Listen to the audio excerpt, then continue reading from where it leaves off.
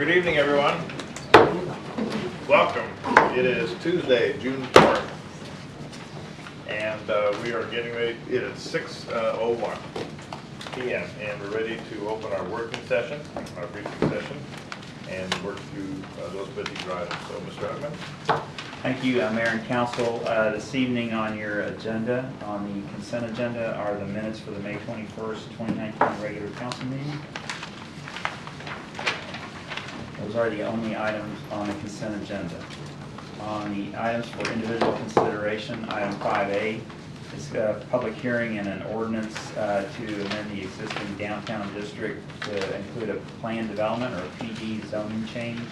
This is for property at 822 North Duncanville Road. And as we noted on the agenda and in your agenda item, this item was requested to be tabled by the applicant. We believe they will be ready for the next meeting. The city attorney will brief you on how you need to proceed on this item. So typically, if you want to continue the public hearing, that's the best option, so you don't have to post notice in the newspaper again. Of course, the public will get notice with the 72 hours posting of the agenda. But should you choose to want to continue this case until the next council meeting, the recommended motion would be first that you open the public hearing. That would prevent the need to have to repost again for the agenda. But after the public hearing is opened, you can either choose to take comment or not choose to take comment, but a motion should be considered to, if the motion's to be made, a motion to continue the public hearing and consideration of the ordinance in regards to item 5A to the June 18th City Council meeting. That's the next regular scheduled meeting. So if we want to allow people to speak today and to continue the public hearing, because this is the first that we've heard about this. Of the request to table? No. No, this item itself. Yeah, we'd like to know a little more about what we're talking Well, about. that's why it's coming to you on the agenda. That is typical. It has gone through the Planning and Zoning Commission, and now it is coming to you. But the concept plan was not ready, and that's because the P&Z asked them for some changes to it. And so they have asked to table it so that they could finish that concept plan. So that's why you didn't have a concept plan in there. Well, I would prefer to know about something as it developed, to kind of get an idea. Having it come before us when it's time to vote is kind of... That is typical of zoning cases, and zoning cases have to follow a specific timeline. But So- this is, well, I understand that. I understand that. It doesn't stop you from talking to the council about this proposed development. It was on the P&Z agenda, and we provide you the P&Z agendas. Okay, can we set, have a meeting? Can we set up a time to have a meeting sometime so that we can Do those have, oh, excuse me, go ahead. I want to ask. just discuss? In executive session Uh-huh. to discuss Expectations? information being given to council by staff. Mhm. We can set that up. And I think we probably need to do it sooner rather than later. Do we want to take that up now? Yeah, on a No, you time. cannot. It's not on the It's not on the agenda. agenda. Well, where's calendar? Because we always do calendar. That's when we can do it. It'll be on the next agenda. Well, you didn't put calendar on this one? Can No, I'll we, put the item on the agenda for you. Yeah, you don't have anything on your agenda right now to talk about that, and there isn't anything on the agenda currently that would allow you to go into an executive session regarding that matter. No, I wouldn't go into executive session tonight. I think that... No, what we're saying is that the matter that Councilmember Jameson is asking for would be an executive session to discuss the passage of information from staff to council. Right, I would say you need to consult with Mr. Hager in regards to the placement of that on the agenda as an executive session item. It would We have don't want it on the agenda. We want a separate meeting. a separate meeting. And Mike? when you have when we look at the P&Z packets, do this show us the site plans, elevation, does it show us the designs and stuff? There was I believe there was a concept plan in there in that packet. It was not as detailed, I don't think, as what was expected. So as they say, the devil's in the details on those site plans and the way they come from, Right. you know, And one that- thing to another, and they, you know, I think, I don't know if I'm just talking about the same thing Councilman James was talking about, but I think it's a good idea to be able to see these concepts as they go. And if they're in some place, I'll go get them, I just don't know. You know, I'd like to see them as they go through. Right. Well, we would So want the concept plan in there and would want detail in there, especially since this is a planned development. I will say that right now our planner is on maternity leave, and so we would have someone filling in. So I don't know as far as the detail of it that was at P&Z, but obviously it was not detailed enough. I haven't seen what was coming. It was not provided for the council, and that was another reason why it's not brought to you now. I do have one other recommendation here on 6A, and that is when an applicant is asking us to table an item, would they present that to us in writing, where we could have something that we're reading, the purpose of they're asking for tabling? Yes, that was in your packet. Yeah. That was added, and that's the attachment in there, their request to table. Okay, thank you. I know the last one, we didn't have one, so that's what I was asking. Thank you. So my question is, to council, do we want to entertain comments tonight or not? Because Julia said we can choose to entertain comments in the public hearing or not. I think the way it goes, normally, what we've had in the past is that once we publish it, people do come and they expect to be heard. So my personal opinion is that we do open it and allow them to speak if anybody wants to speak.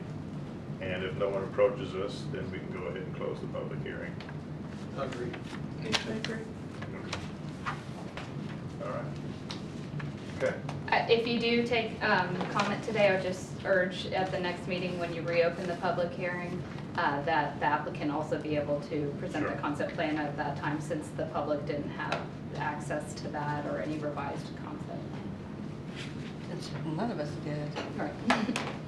Do we need to explain to the citizens that have come for this particular item why the applicant is asked, or why, just as we've discussed it right here, that there was not a sufficient concept plan provided to P&Z, and for that particular purpose, if the applicant himself or herself is not prepared to give that plan to the council for us to make a decision on it? Do we need to explain that, or just move forward? I think it would be helpful to do that. I think that's what I was thinking, that's why I expressed it, that it's always good to be transparent with our citizens, let them know why this particular thing is happening, and that we as a council are choosing to entertain any comments that they may have. And it will be continued at the next council meeting on the 18th. Okay, so Julie, what I've written down is that we need to have a motion to continue the public hearing in regards to item 5A to the June 18th meeting. Did I get Continue the that? public hearing and consideration of Continue the public hearing and consideration of. Well, Mayor, let's consider one, before we say put a date on it, could we not put a date on it in case they're not ready again? If you want to continue it without having to publish again in the newspaper, you have to continue to a date certain. So your next council meeting is June 18th, and I think that's what's preferable by staff, or preferred by staff. And then after that, the next council meeting after that is July 17th. The reason I bring that up is because if you recall, the last time we did this, it was on the agenda and we had to postpone it again, so that was twice. So I would want to make sure that we are prepared, they're prepared and ready. If the applicant's going to have the concept. Yes. Who's here? Is the thing here? No, I'm here. I was tracking again that. Is the applicant, do you think the applicant is? That was what I was prepared to have told a that concept they plan by would, the 18th? that was what I was, Okay. that's what they relayed to Athena and relayed to me. So in that regard, then we shouldn't have to push this down the track any further than the 18th. Okay. One other thing, I mean, maybe behind here, but, you know, do they have to get a zone, because this group, they're not allowed to do what they want to do by right. They have to put this in a plan development. Is there a zoning, what's the zoning? I'm sorry, I don't have. It's downtown district zoning, and so that what they're proposing does require, or they're wanting to come in with a planned development. Okay.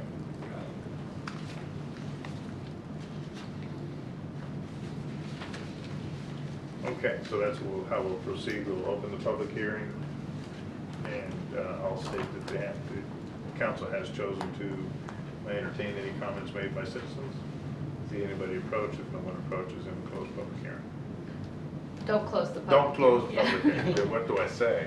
I'll entertain a motion in regards to the continuance of the Oh, public. that motion that I wrote. Okay. So who's going to make that motion?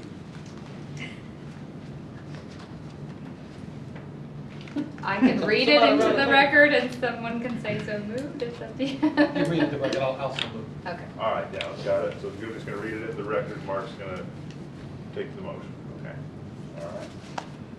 All right. I'm sorry. Item 5B is the election of the mayor pro tem. The criteria are in your staff memo. What process are we going to use for that? There are 3 of you who are eligible for mayor pro tem due to your terms, and you need to open it up for nominations. At that time, anybody can nominate any of those 3 individuals, and I'm sorry, I don't know, I know Ms. Jameson's one of them. You are another. Councilmember McBurnett, Yes, Councilmember Cook. all 3 of you are eligible to serve as mayor pro tem, or to be elected as mayor pro tem. So you can open the floor to nominations. Anybody could either nominate themselves or nominate somebody else. A nomination needs a second. And you want to entertain all nominations first and then take a vote in the order as they were nominated. So take a vote on each nomination that receives a nomination and a second. And a successful election is majority. Majority.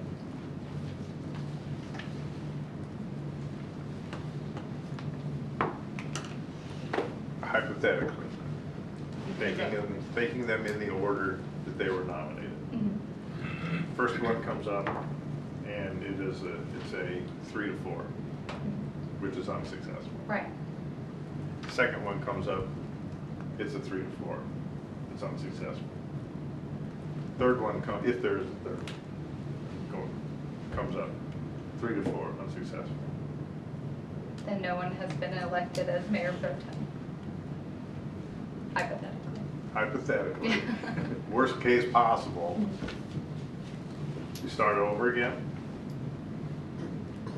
You can take new nominations again, or someone can re-nominate someone.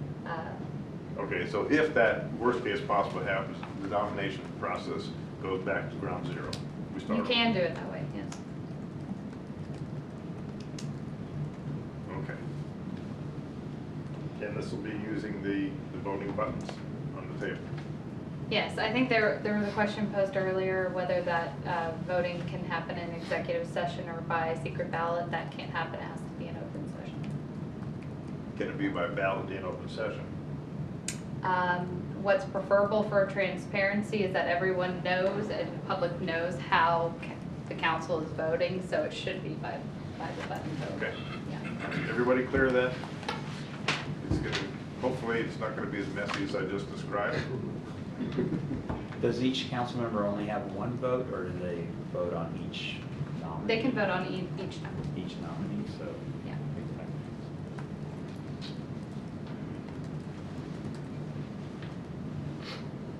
Okay. Gotta plant that in here, so. No, help me now. Okay. 5C. Item 5C is to appoint city council members and citizens on the audit committee. Typically, the audit committee has consisted of 3 council members and 2 citizens at large.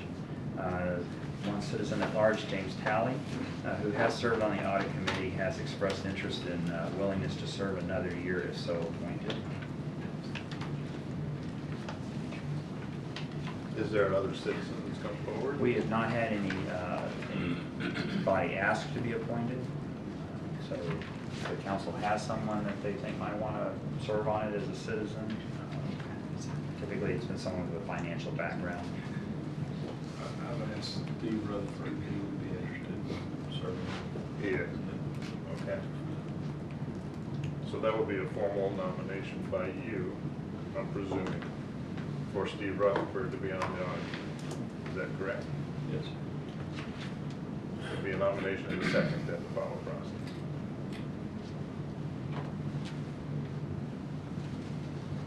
And then as far as the 3 council members, same process as we're using for pro tem, I presume. Correct, Julie? Which item, sorry? Appoint. That's For selecting take 3 nominees. council members for the audit committee, be the same process as we use for pro tem. Take nominees, yes. Okay, all right. Okay.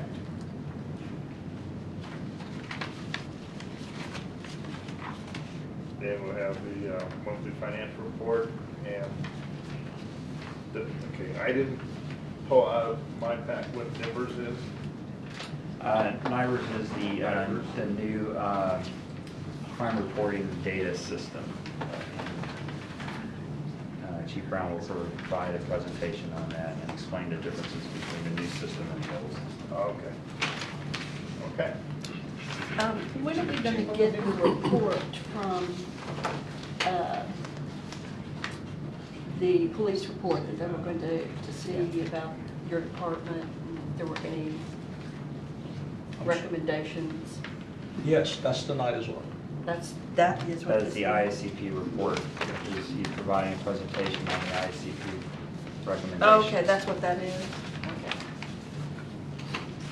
International That's why you're Association. wearing your shoes. Ah, We should have put this there now. Where is it? I know, Where is it? I know. Okay, so we will have, for my mayor's report, there will be 3 items that I will discuss. One will be recognition of Doug Sisk, Officer Doug Sisk as a champion of the city. And I will also have a very brief statement concerning the update on what's going on with 67 for our citizens, just a text dot update. And also an update education for our citizens about the passage of House Bill 1631, which is the elimination of red light cameras and how it affects the city. So those are 3 items that I will cover in the mayor's report. We have one proclamation. Mark Cooks will be giving that to Tiffany Wyatt on Juneteenth. And keep Duncan beautiful. Yes. Oh, there you are, Timothy. Okay. Okay. All right, let's move on to item 2A, solid waste collection level services. Mr. Rainey. Good evening, Mayor and Council. Again, we'll be talking about the solid waste contract renewal. Again, here's the agenda. And let me just run through the procurement timeline. So for the new council members, so back in October, during the council retreat, we did an initial briefing to council to talk about the upcoming contract renewal. In January, we did a presentation for during council work session where we got the guidance to pursue a sole source republic and got some guidance on requested service options. The 16th of April, we met again, and at that time, we were also directed to research a recycling center in lieu of curbside recycling pickup. And that brings us here tonight to brief you on the service options for your consideration. And then again, just down at the bottom, you see the timeline. In June is where we're at today with the council update.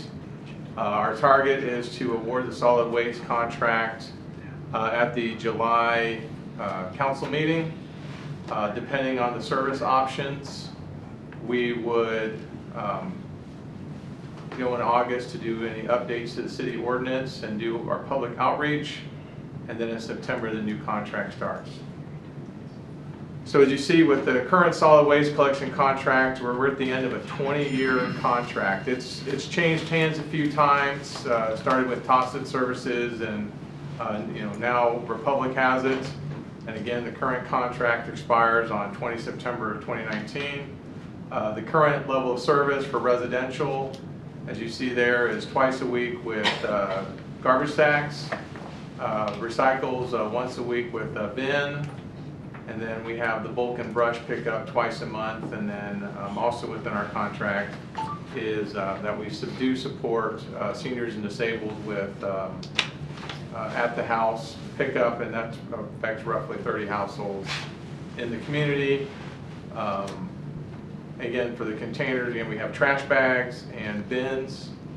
You see over to the right the number of households. We have roughly 12,000 citizens or households that get pickup. The alley versus curbside, we'll talk about that later when we look at the fees, but that does have a distinction. And again, the landfill services is a separate contract with Waste Management.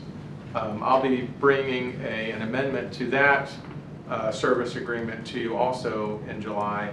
And basically for that is we have a really excellent rate as one of the founding members in support of the Skyline landfill. But we have a year-to-year contract, and so what you'll be seeing at that time is an agreement to go from a 90-day notice if they ever wanted to terminate that contract to a 180-day notice so that we could have more time to respond if that happened. So again, the residential total bill. So again, the part of what we're talking about tonight is in the blue. It's not what the total bill that your residents see on their statement from the city. You see those other fees that are up there, portions of what the fees. So you'll see that the city litter crew, and there's some landfill charges associated. And again, with the alleys, there's a $5 alley CIP charge, and that goes to the maintenance of the alleys. So again, tonight the topic is just the light blue, which is what we want to charge for the collection of solid waste. So this is really the meat of our discussion tonight. I'll run through it, and then of course we'll come back to this at the end. But what I want to show you is up at the top in the yellow is what we have today, which is $11.27 for the level of service, which, as you'll see, is a really good deal. Orange, the one before it, which is option 1, is reflecting sort of if we were to continue that same level of service today, which would be $18 and which would be a $6.84 increase. Let me just orient you to the chart as well real quick. So again, what we see for the garbage is if the type of garbage, whether or not you want bags or carts, recycling, bins or carts, and then some intervals. Bulk and brush, again, we have two choices. One was a 4 cubic yard max, and we'll talk a little bit later about what that means. The boom truck, we'll show you some pictures of that. Again, the collection service costs, everything is comparing, the diff is comparing the collection service costs that the citizens have today with what it would be for these other options that are presented to you. The costs also, or the contract would also include language about commercial accounts and industrial haul off, and so those are the rates that you would see for those. So for example, in commercial accounts, if we choose option 1, that would come with a 4% increase to the commercial accounts over what they would be paying now. Robin is here tonight. She's with Republic Service, but the bottom line is, as she's explained it to me, and why you sort of see some variance in the haul offs and the commercial accounts is each of those business lines have to stand alone as a business center, but there is a little bit of effort that they can do to on the commercial and industrial side to sort of offset some level of the residential, and that's sort of why sometimes it's 4, sometimes it's 3, is they just couldn't get there in terms of to balance all the different factors that they have to deal with when determining their price. So that's sort of the understanding of the chart. So again, 1 is to recreate or continue the level of service that the citizens have today. As you see, though, it's also the most expensive option. When we looked at continuing, the next real price break that you see is when we go from the boom trucks to 4 cubic yards on the curb. Now, it doesn't rule out boom trucks, it just means that the boom trucks would be on order and that the individual resident who ordered the boom truck would have to pay the associated cost of that $100. That's option 4 is what you're talking about. No, any of the options 2 through 5 where you see the, right here, where you see the 4 cubic yard pickup, that would be the unbundled and oversized bulk. Oh, okay. Would be borne by, the full cost would be borne by that resident, instead of right now where sort of everybody shares in bulk pickup.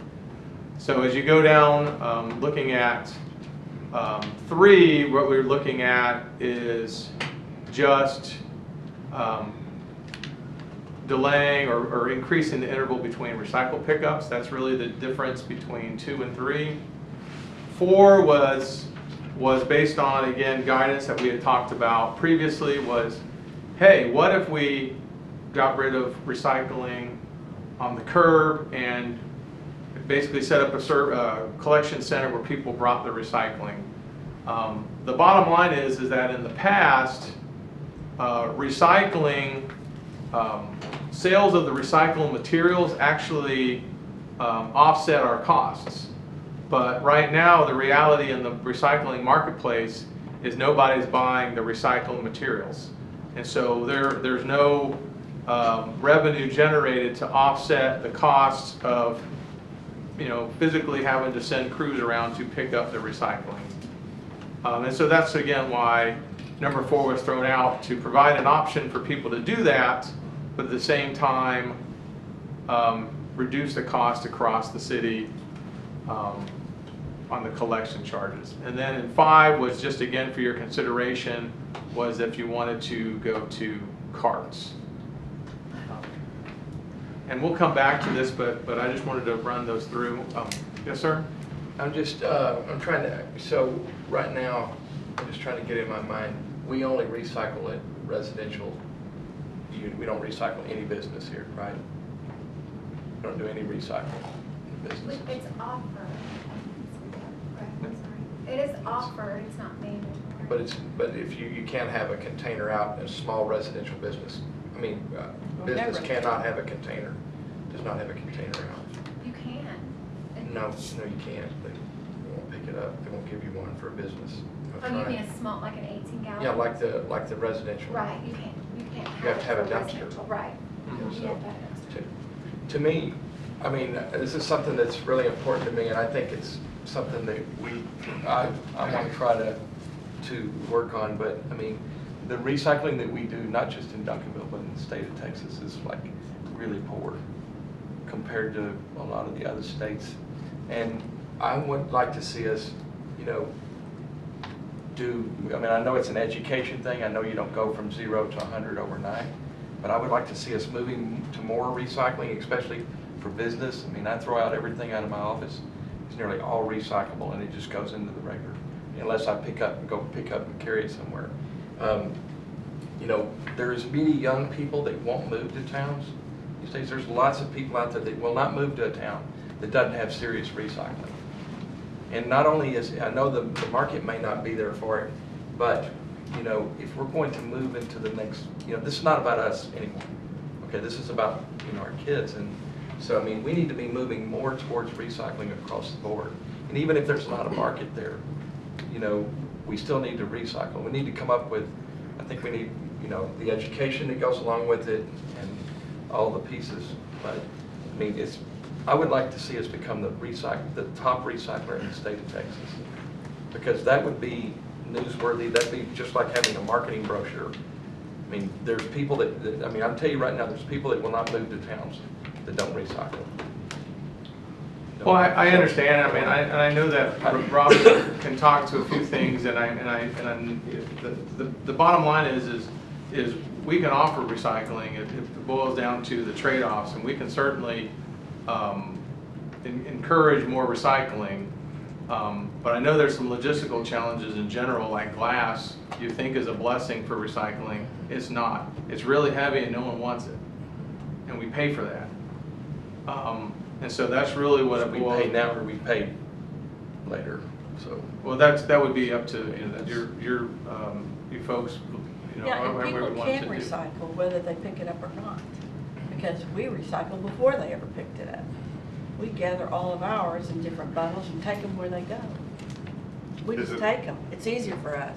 Is it possible to bring into play now the Duncanville Recycling Center that's being proposed for option 4? Because what Marty was saying that if we have a recycling center, maybe it's not picked up at the curb, but each individual can take their recycled Yeah. debris to a, you know, personally, and I know this isn't really a problem, when we lived in Germany for 4 years, that's the way the German government handles it. You know, they don't pick it up at the curb, but there are places designated throughout the city where you take your brown glass, your green glass, your white glass, your plastics and so forth. So you can And collect that more. would be it would reduce our cost to the citizens. And actually go down, and then we would have this recycling center, and then it would be up to Republic to clean that out, once a month or once every 2 Well, weeks, we'll talk a however. little bit more, Mr. Mayor, about, I do expand upon the recycling center concept a little bit later.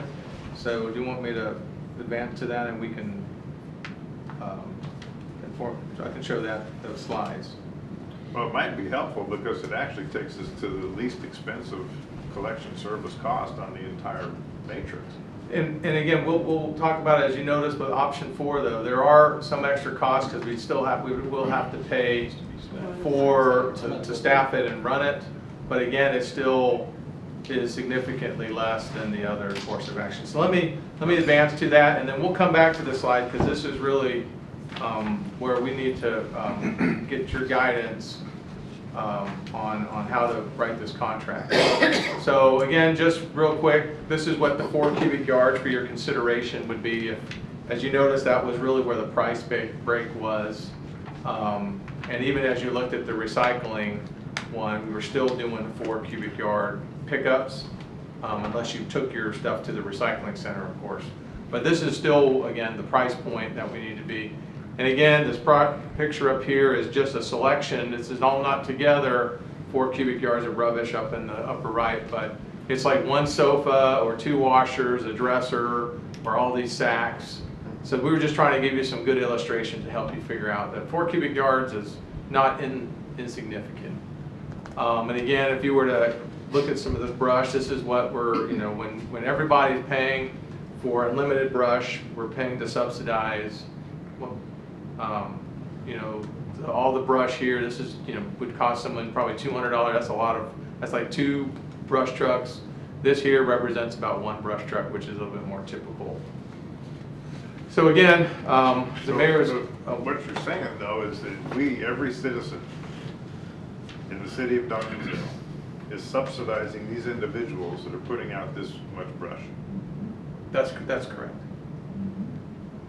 I do think we need to work something out though, as far as like putting out reusable items, if people do that, because I know that there are people that pick them up immediately. They don't ever go to the trash. I don't know who it is, but it's, I mean, we all talk about it, that you can put like a toilet out, it's gone. Or I've done the same thing. couch, it's gone. Sometimes it's a blessing. Yeah, it is. And you're glad if they can use it, they should take it. So, but I think maybe need to change an ordinance or something that you can set it out there, and if it isn't picked up by a day, 2 days. Typically, what happens is those guys know the trash schedule, and so they're just there before, they're driving the streets before Republic's folks show up, and they scarf all that stuff up before Republic gets there. So I think the message is already getting out. I know that my neighborhood put it out, and good stuff's gone. Remind me again, this top picture? We were just trying to give you an idea of Cubic it. feet, I mean, that's way more than 4, right? Yes, but what this is representing, because when we were talking about, if you got rid of the unlimited bulk and or unlimited brush and bulk, what we're talking about is normally everybody's paying to pick this stuff up right now. But, you know, collectively, But if you were to elect the 4 cubic yard pickup option and say, all right, if you have a lot of brush like this, and you call the boom truck, this job's gonna cost an individual around 200 bucks. Okay. Now, This here's- one here would cost an individual about 100 bucks to come pick up if we chose the 4 cubic yard option with a boom truck on call. Play the scenario out. The way the scenario is, residents hire professional tree services. They come in and they take all this down, they put it on the curb, and the resident says, oh, don't worry about it, don't haul it off. You don't have to, because my city's gonna come and pick it up for me. And so the citizen obviates the cost that the professional tree services is gonna have to charge to haul it away. We, the citizens, are subsidizing that. So the reason for this is that I don't want to pay. If you hire a professional tree service to come in and trim your trees, you pay to haul it off. I don't want to pay for it. And that's the purpose of these 2 pictures, is making it that scenario. So let's talk about the recycling center. It's kind of a double-edged sword. I mean, it's like, okay, I just won't clean up then. So that's kind of a, you know, it's like I won't clean up if I don't get it hauled off, so I'll just leave it, you know. So anyway, I think we need to be, it's a thought, I'm with you on that. I don't leave trash on the street for the city to pick up. You know, take my own trash. So. But I'm guessing if we go the route that Well, Republic is not going brush, to bulk trash. if we go the route that Republic is not going to pick that up, and then it could end up being a violation. They would still pick up, And then it gets abated, and then we charge, and it becomes a lien against the resident for leaving that stuff out there. Right. That's If you leave it out, full it play of becomes the a code scenario. issue. All right, Yeah. Mayor, Code I'm sorry, I have another question, Mayor, and maybe it's addressed more towards Ms. Moda, but what do we do in a storm situation? District 5, I know there'll be times there's got a lot of trees and stuff, there'll be a lot of brush out, so how is that treated? So the way, 2 years ago when we had the last big storm, we met with the city and we negotiate that. It's the way it's in most of our contracts is force majeure. We throw additional equipment or we brought in third party to address that. There's typically general funds for force majeure storms and we address that. That would be part of our disaster debris plan that the emergency management folks run. But yes, we would bring in the contracts to do all the debris, and then that's the stuff that we collect all the fees on, and then go take it to FEMA. So you're saying every time that's how you handle it? It would have, we would not be able to, No. we would not be able to get the FEMA reimbursement unless it was a declared disaster. But if we had a big windstorm or something like that, what we could do then is set that time frame between this date and this date. You can put all of your brush out and we will pick it up with the boom trucks. And then what we're doing is negotiating that separate cost with Republic, as we did a couple of years ago where we brought in additional resources. And then outside that window, then it goes back to your normal pickups.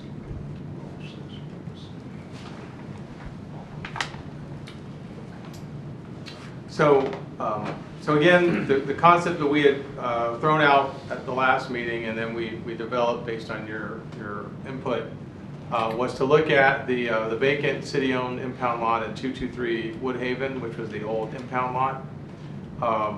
Our concept would be 2 employees that would operate that center every Saturday morning, except Thanksgiving and Christmas, so 50 weeks a year. We'd have a bunch of dumpsters out to collect all the various recycled materials as well as the bulk and brush. So it's 4 cubic yards to pick it up on the curb, but if you can get it to the center, we'll take those larger loads. If you have a driver license and a utility bill that shows that you're a Duncanville resident and you pay for trash. And again, as you see, this is a picture of where it is right now. It's really just been sitting out there since it was an impound lot. So the city would make some improvements, and we'll talk about those in the following slides. So again, just here's some imagery on where we're talking about. It's North Main, right off of North Main on Woodhaven. Then maybe we could get rid of those cars at the end that block the whole street all the time. if we made that our impound. Yeah.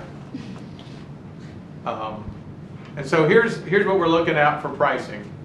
So you see the setup costs around $43,000.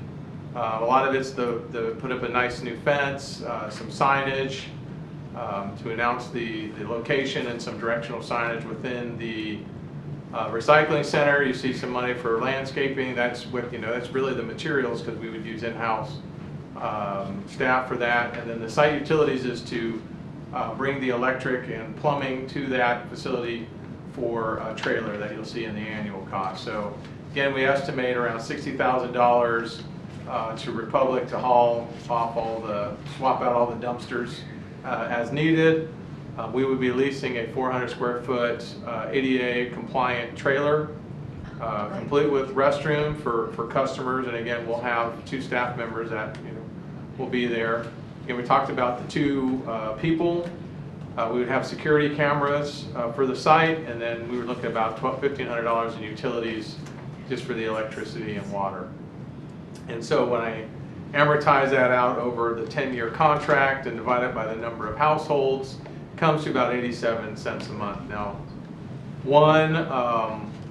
one thing that is sort of more unknown now is there may be a certain segment of the public that does not choose to go to the recycling center, and so some of their recycling may just go in on the curb and into the landfill waste stream, and so that might impact the fee that we may have to pay waste management, but we're really not sure what that's going to be in terms of who would use this and who would just choose to put all their trash on the curb. But this would go to Monty's point about educating customers or residents with public relations and letting them know that this is what we as a citizen, we as a community are doing to advance recycling and for ecological purposes, and bring it through all sorts of advertising. And the best thing I've seen is when school kids teach their parents how to do this in the schools. I don't know if the schools are doing this, but I mean, we should have a partnership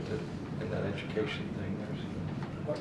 I do know, being part of the Duncanville Beautiful Board, that there is initiative to working with the schools in just what you're talking about. I think the challenge I see with that, though, with having a separate spot is, especially seniors I've talked with already, is transportation of getting this recycled there. And so they just simply would not recycle because of having to take recycle from their home to a center. So that's been the biggest challenge that I've heard over several communications already. But it's part of the education process as well, but we can also, when we educate our citizens about that, the end result is you're going to pay less per month for your waste services because of establishing this recycling center. So the alternative would be, I'm not going to take it, I'll just, as you just mentioned, Right, you go into the waste stream. Well, there's people that are already doing that. What's the percentage of people that Now you're going to use increase that that? percentage though. I don't know if it Maybe, will. maybe not. I don't know what our Because the percentage of people that are using those is not that high. What's That's our the problem. recycling utilization? Do you? So your recycle tons to solid waste tons are about 30%.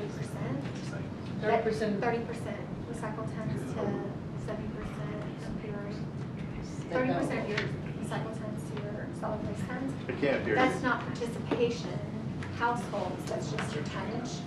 So what, you don't know what participation is? Your participation is a little over 40% of the city, and it's like we talk about in different neighborhoods, and that's in every city. You have certain neighborhoods that you can walk out and walk down the street and all but 2 houses will have recycle.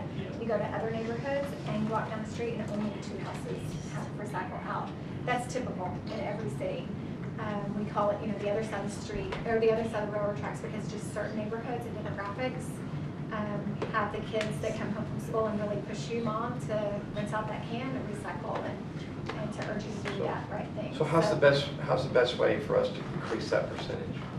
What's the best thing to do? Can you help us with a Everything that y'all plan? said around this table, education, communication, April on Facebook and Twitter, and pushing it to schools, of course, is a great idea. And we've talked, with Kevin and staff through some of these suggestions, but we've didn't want to really start a strong campaign on recycle until we made a decision around this table with a decision on what route you wanted to take, because if we were going to remove curbside, we didn't want to spend time on a campaign and then deviate from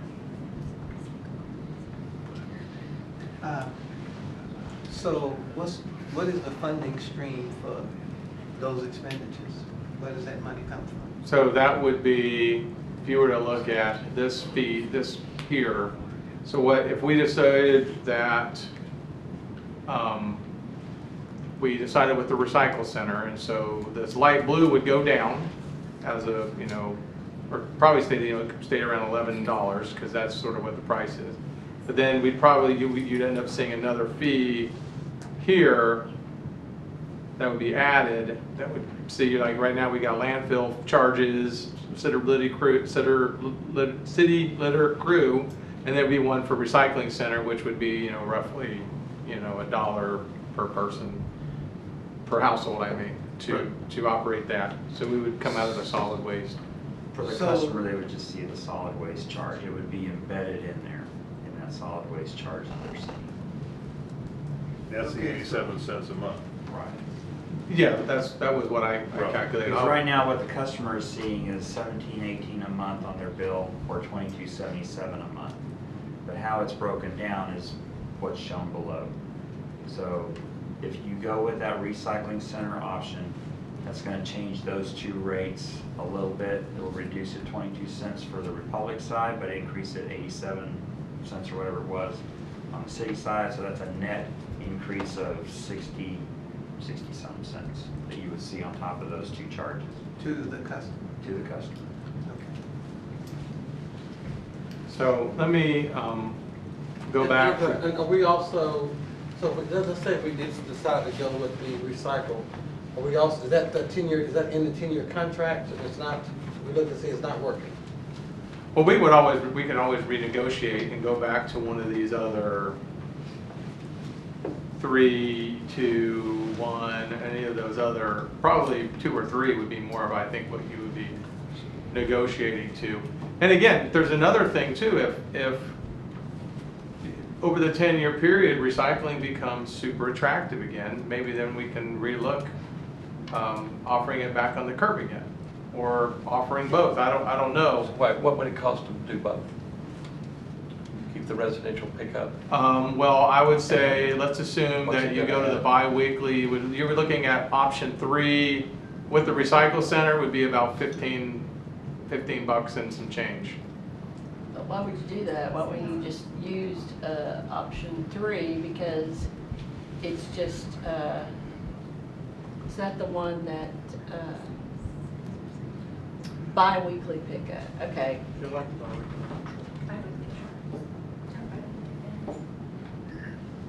So what I can do is just sort of reiterate these for you. So again, option 1 is basically what we have today for $18. So that's almost a $7 increase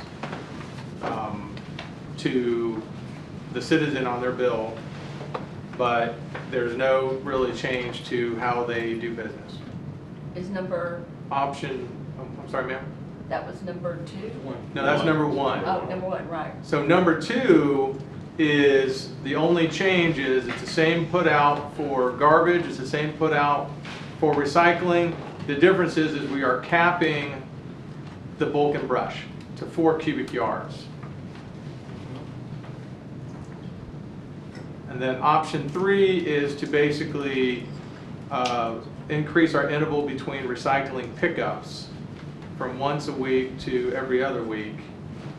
And again, capping the bulk and brush. Option 4 would be just trash and bulk and brush with the recycling center, or no recycling, whether or not, again, we can just have no recycling. And then 5 would be carts. One thing to put out with the carts, because I think that might be something you might question, the reason why it's as high as it is because a lot of cities where you get some lower rates on the carts is because there's completely street well, we would say curbside cart pickup. But Duncanville has, as we saw, a significant 20% roughly of our citizens have alley pickup. And when you have alley pickup, you do not get any savings by on the truck. So a street pickup with carts is a one-person operation, but because of Duncanville with all our alleys, no matter if we have carts or not, it's always a two-person operation. And so that price there reflects the cost of those special carts. So it's a recycling center in on all of these? No, the recycling center would be on top of all of these. It's on top, okay. Yeah, So recycling center is added on, another 87 cents is added on to whatever we. It would be on all of them, yes, sir. I still like that option 3 with the educational piece, still there, of educating and recycling. And the recycling center? You get, well, if the recycling center, it's gonna be more, it's gonna be another 87 cents almost. Yes, sir. So, I would, without recycling center, I think we educate working up to the recycling center, but not all at one time. So I think three with education would eliminate people who cannot travel to a recycle center. In addition to, it's not going to increase our, it's not going to increase the trash pickup either, because now you're not adding to what should be recycled for those that are recycled. The offset is going from our current at 11.27 to option 3 is a $3 increase, Yep. $14.35, versus if we go to option 4 with the recycling center, we're actually reducing the cost to our citizens on a monthly basis. Well, if you add another $1, it's 12. Yeah, but then roughly we're almost status quo. But we're still looking at the inconvenience of those that is unable to travel to a recycling center. So that's my I challenge. think you're going backwards if you get rid of the recycling at the curbs. I mean, I think that's a mistake. I think it's going backwards. And even the perception is we're no longer recycling. I think that's a bad. That's what you were saying. I think we ought to be encouraging, many cities that I go to, recycling is more than the solid waste. I think we need to be, how do we go to that direction? How do we go that direction? Taking it off the street, having it on the street is somewhat marketing for our city. That we're a city that recycles. I think 3 looks the best because all you're doing is going from, Every other week, I don't know, you might as well not have it in my opinion. I think it ought to be 2. Why? At least. Because, there should be more recycling than solid waste. We should be going that direction. that does happen. But what happens there too, Money, I think, Robert, It's got it bi-weekly. there's a larger bin. There's a larger Yeah. bin that you could put out there. That's why we go somewhere else, is because we collect a larger amount than little bit, little bit, little bit, little bit. So you're getting a bin with that? We're getting a trash bin? Do you get a Bigger bin trash with that? No, you get the existing. You get an existing 18-gallon Existing bin. 18-gallon bin. Most of them aren't Same full. thing we got. Same thing you got. You They're can not get 2, you can full. get 3 if you want more. They're not full usually, because once a week is pretty, you're putting out a lot of garbage if you're filling that. Rob? That's a Robin, lot. I'm gonna speak to the optional card. We can't have any side conversations, so if you need to pass that information, I'll need to hear it. He was asking me, Councilmember Cooks asked me if a larger bin or receptacle was an option with option number 3. And I was just letting him know that in the quote for line item 3, it is the same bin, the 18-gallon bins that you have now. However, we discussed with staff providing the option of the residents reaching out to us directly so that so the staff do not have to be cluttered with it, but residents can reach out to us directly and rent a 96-gallon cart on wheels for those die-hard recycle fans that want to, number one, we get the litter complaints with recycle blowing out of them, but number 2, for those that have 3 and 4 and 5 recycle bins now that want to have those larger containers, and then that would provide them the larger containers that would also be sufficient for every other week. It also provides savings for city city on the streets and alleys, because we're not going down those streets every week now. We're just going every other week, so savings there, and then of course productivity for us. But that cart would be additional cost. The cart is, because it's an option, That's it's a right, subscription, it's the it is individual optional additional, cost. it's an additional cost. Okay. What's, As they're calling them, as they request it.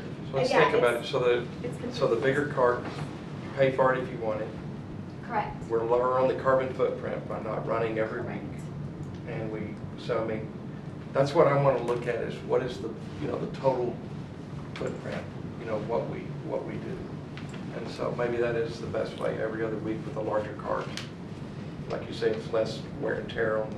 But that's an streets. option of the citizen, Right, Right. have the And it cart, gives yeah. them to the face option. increased cost. Right. But if I don't want that 96 gallon, I can still stay with the 18 and go on a weekly. Or bi-weekly. I go 18 gallon bi-weekly at no additional cost. 96 gallon cart at additional cost if I want to do that. Yes, sir. I think that may be our best bet. I mean, what do you, I mean, that sounds like it's a pretty good first step to me. I'd like to see more steps as we go, however we can. Do you have any idea what that cart would cost the customer? It's about $4.75 a month, and we bill that in a quarter rather than billing $4 a month, but it's about $4.75 a month. So what happens if a customer wants that cart, but they're in a location where the truck can't get to it? So that, we have tippers on the back of the trucks that we're ordering and all the trucks that are coming in. So they're not all side delivery, some are rear. Right, Okay, so that we can service them in an alley or in the front. okay. One last silly question. How much of what we recycle of the 30% is contaminated? Currently in Duncanville, when we did an audit last, it's been mid to end of fourth quarter, was close to 50% at this 50%. time. So in education, you know, pizza box that's greasy is contaminated, Correct. it's not recyclable. Correct. So, you know, And we with, have to. and just because the audience, but with China Sword and all the changes right now going on with that impact to the market, it's time to look at all the commodities that are accepted in the contract, and because you don't want to continue taking the commodities that no one is buying because it is residual and it's just adding to the cost. So I know glass was referenced, it's a negative $11 a ton right now impact, and the carbon footprint is not great. So it's just being, you know, educated and smart on the decisions of what we want to press out on, you know, social medias and on. Okay, I need to bring this to a close. We've got 2.5, 3 minutes to go before we have to be in council. So I think the option that's been asked for us to look at, to include it, is the 96 gallon at additional cost to consumer, bi-weekly 18 gallon, and capping the bulk and brush at Number 4. 3. So option 3, but letting Option like the a citizens 3A. know that they can get a 3 and larger 3A. cart on their own. Okay, Or work out that with Republic on their own. okay. So, okay, can we get done with Independence Day in a minute and a half? We'll take a look.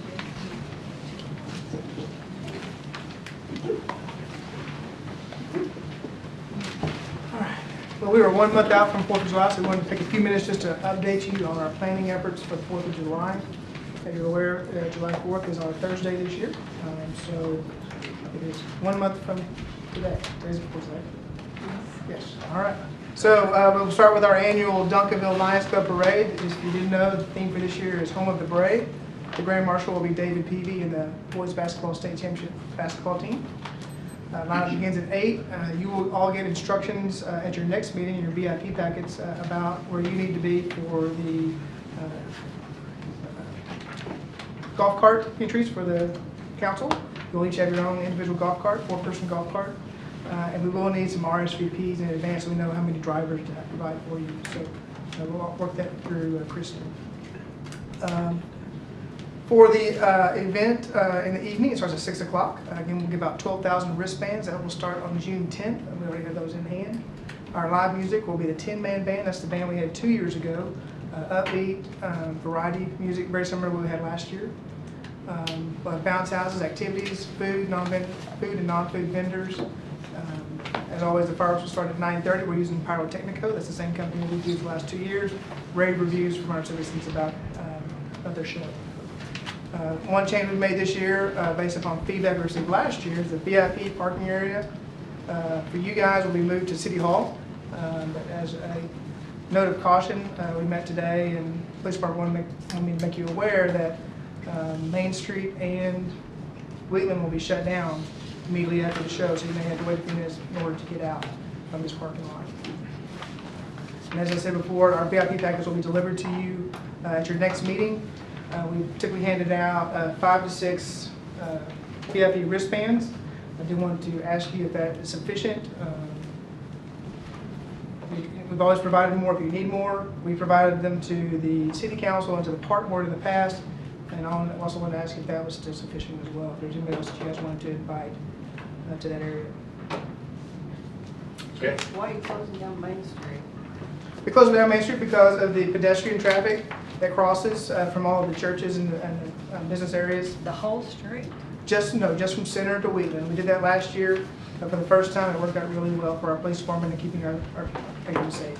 It also worked out very well for the businesses. We coordinated with them ahead of time, and the businesses were able to actually bring food trucks or food vendors out front, and they did a lot more business that way because of the walk-up traffic and not having to worry about vehicles on the street there.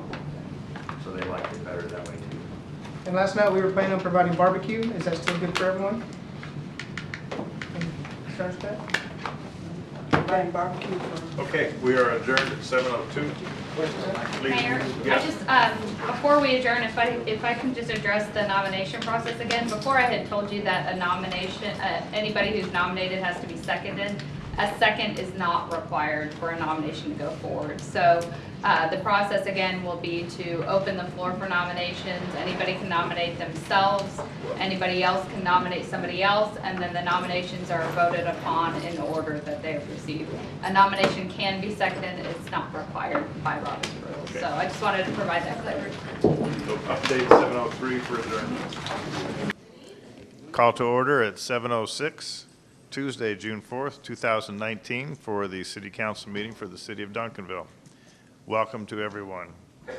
Our apologies for being a little late getting started. We had just a little deeper discussion on one item in the working session than we anticipated, but we thank you for your patience, and we'll now get underway.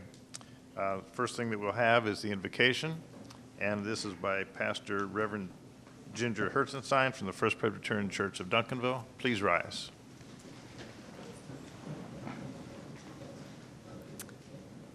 Mayor Gordon, council members, and citizens, please bow with me in prayer. God, you care deeply about cities. You mandate that we have great vision for our city, pray for it, and work for its welfare. You will inspire us as we live out these goals. Therefore, I pray for Duncanville and this council meeting tonight. We gratefully acknowledge the blessings you have given us, Lord. Our hills and streams, trees and terrain bring us joy. As we abide and work alongside each other in our rich cultural variety, we recognize our diversity as a tremendous God-given asset. Let us appreciate it. Let us appreciate our eclectic businesses, our streets, parks, gardens, neighborhoods, schools, churches, and city leaders. May they lead us with servant attitudes, and we as citizens respond in like mind and action. Open our eyes to all our assets, then give us vision beyond ourselves, harmony that surprises us, patience with each other, and wisdom through our collective efforts. As the council addresses our city's needs, let us be grateful for what we have, not envious of what we do not have, looking for ways we can benefit from the gifts and talents of our people. God, this new council begins a fresh season. Would you help them as they listen and talk? Help them to become a city known for its active, robust conversation. We depend on you, God, and we anticipate a positive, hopeful outcome because of our prayers. As a minister of the gospel, I pray in your Son's name. Amen. Amen. Please join me for the pledges to our flags. I pledge allegiance to the flag of the United States of America and to the republic for which it stands, one nation, under God,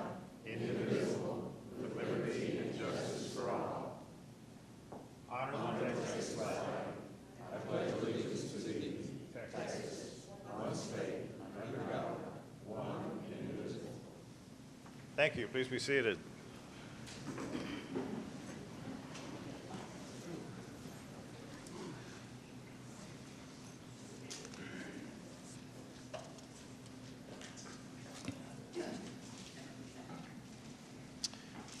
Okay, item 1 on our agenda, item 1A is the mayor's report. I do have 3 items tonight.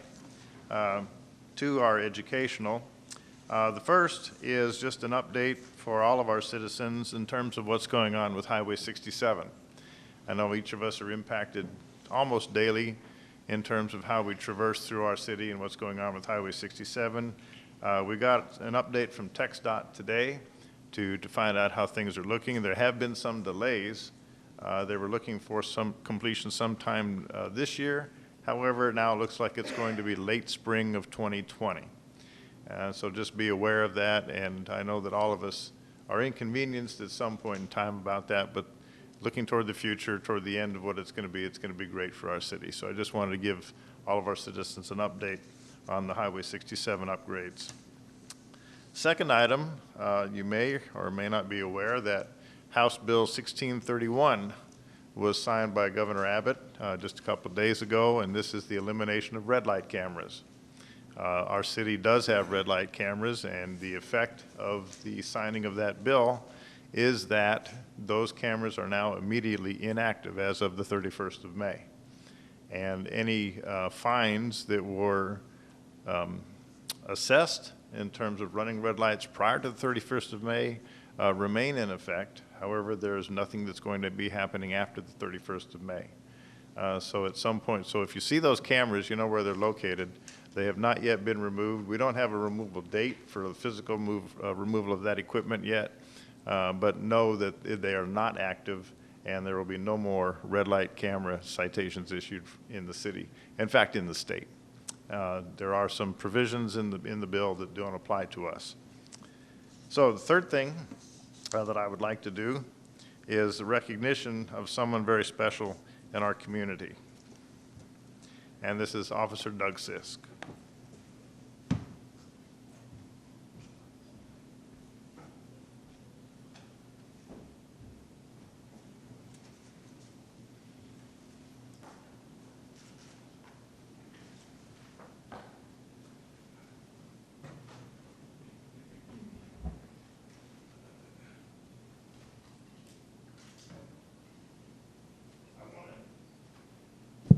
I wanted to give this recognition to Officer Sisk some time ago, but unfortunately I had some issues that prevented me from doing this.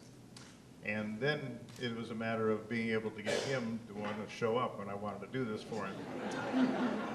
So it's time has come, Doug, and the reason that I picked personally this Champions of the City is a personal program of mine, and I select individuals in the city, and also I've received also inputs from individuals in the city that some of our citizens should be recognized by me as being champions of the city. Doug has been around for quite some time, and while he has a chest full of recognition from his profession, which are well earned and well deserved, what he does for our city sometimes goes unnoticed. And what I want to do is thank him personally as a champion of our city, not merely as an officer of our police force, a first responder, but for the gentleman and the noble person that he is.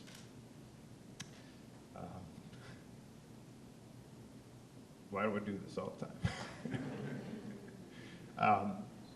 One of the things that is impressive of what Doug does, he does head up the fire truck pull every year, and all that money goes toward the Special Olympics. And each year, he puts forth more and more and more effort to make that a successful endeavor. I know last year it was around, what, $28,000? About 26, and what did you hit this year? 30,000 clear.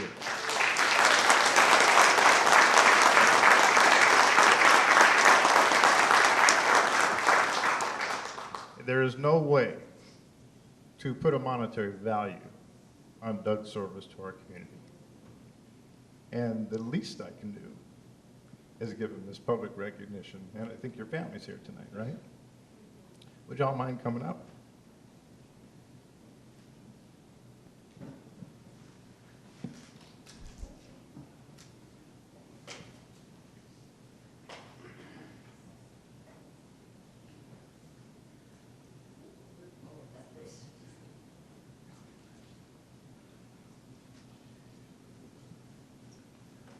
Why don't you introduce us to your family, Doug?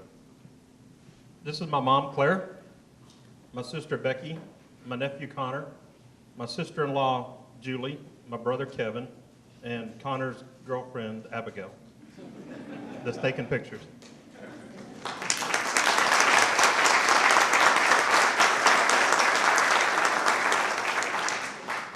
Yeah, we need to kind of swing around because the picture is, yeah, there we go. So this is the certificate that I prepared for Doug. Doug Sisk is hereby named as a Duncanville City Champion. With over 31 years of service to the Duncanville Police Department, Officer Doug Sisk personifies selflessness in his effort to engage citizens and champion of the city. Officer Sisk exemplifies service to others above self and has been instrumental in advancing public safety, crime prevention, and community involvement in the City of Champions. And Doug,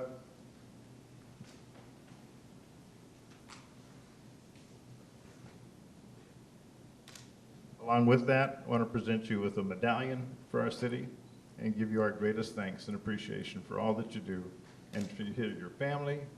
I know you got a great guy here, and we appreciate you for supporting him and all of our first responders as well, because many of you have heard me say it, our first responders go toward danger. They don't run from it.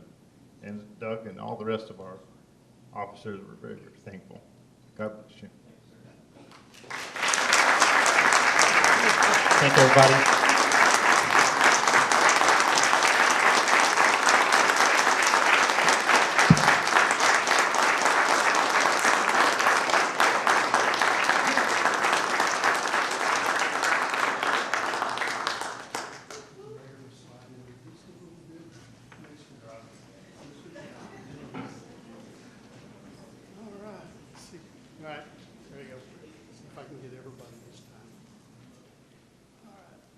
Count of three. I'm going to have to change because I'm getting that pulpit or podium or whatever you call it now. 1, 2, 3. Let me get a couple more just to be sure. 1, 2, 3. Now I'm going to change my angle just a little bit. All right. All right. I think I can see it.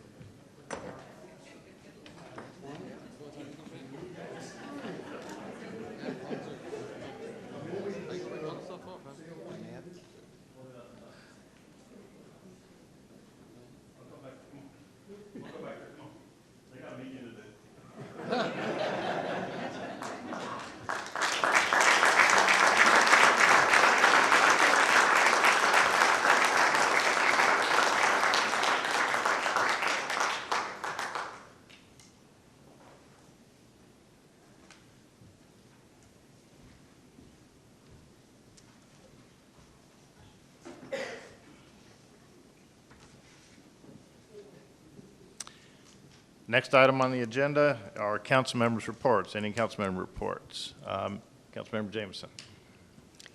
Yes, after the tragedy of the Virginia Beach this week, I think it would be appropriate if we would have a moment of prayer, and I've asked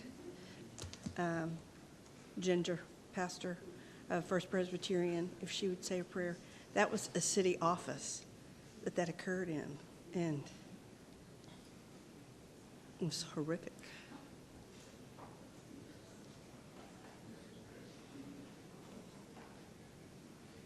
Thank you. So let us pray. God, as we stand here as a city, people representing this city, knowing that in another city, Virginia Beach, that people have been viciously attacked, families have been changed forever, things have happened that cause us to react, and there's turmoil in our nation. And I pray for our nation as we mourn with Virginia Beach. Blessed are those who mourn, for they will be comforted. So comfort us tonight. Help us to display the kind of love and compassion and peace that you give our lives. Help us to remember that you are the author of life and the giver of life. And as these families have been forced to release their loved ones to you, that you will take them and care for them, comforting the ones that live. And we pray for protection over our city, over this building, over our council members, our mayor, our city manager, all our city employees, our police department, our fire department, as they stand for the right.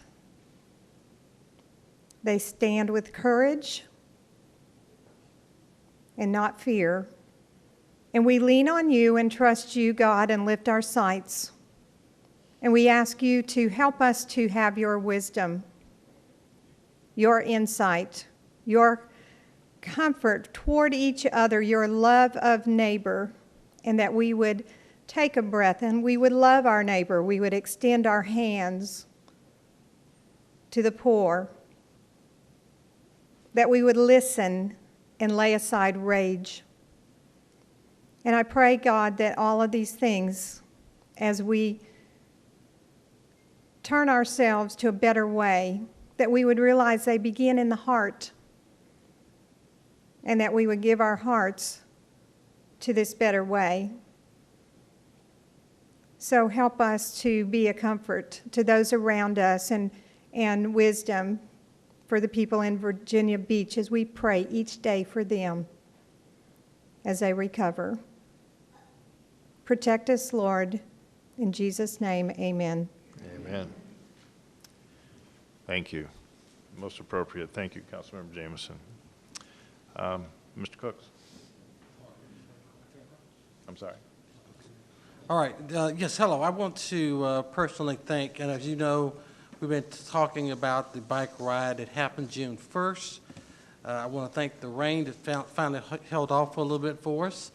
I want to publicly thank our Public Works Department, who did a great job in setting that up for us, as well as Bart and Parks. I want to thank Bart as well, and the entire city staff, city manager, and especially shout out to our police department, who made sure that over 30-plus riders last Saturday was safe, as some rode 6 miles, some rode 12 miles, and don't tell Dr. Burden, but her and I kind of made a little path of our own, so we didn't do 12. But so don't y'all mention that to Dorothy. But her and I had a great time riding together.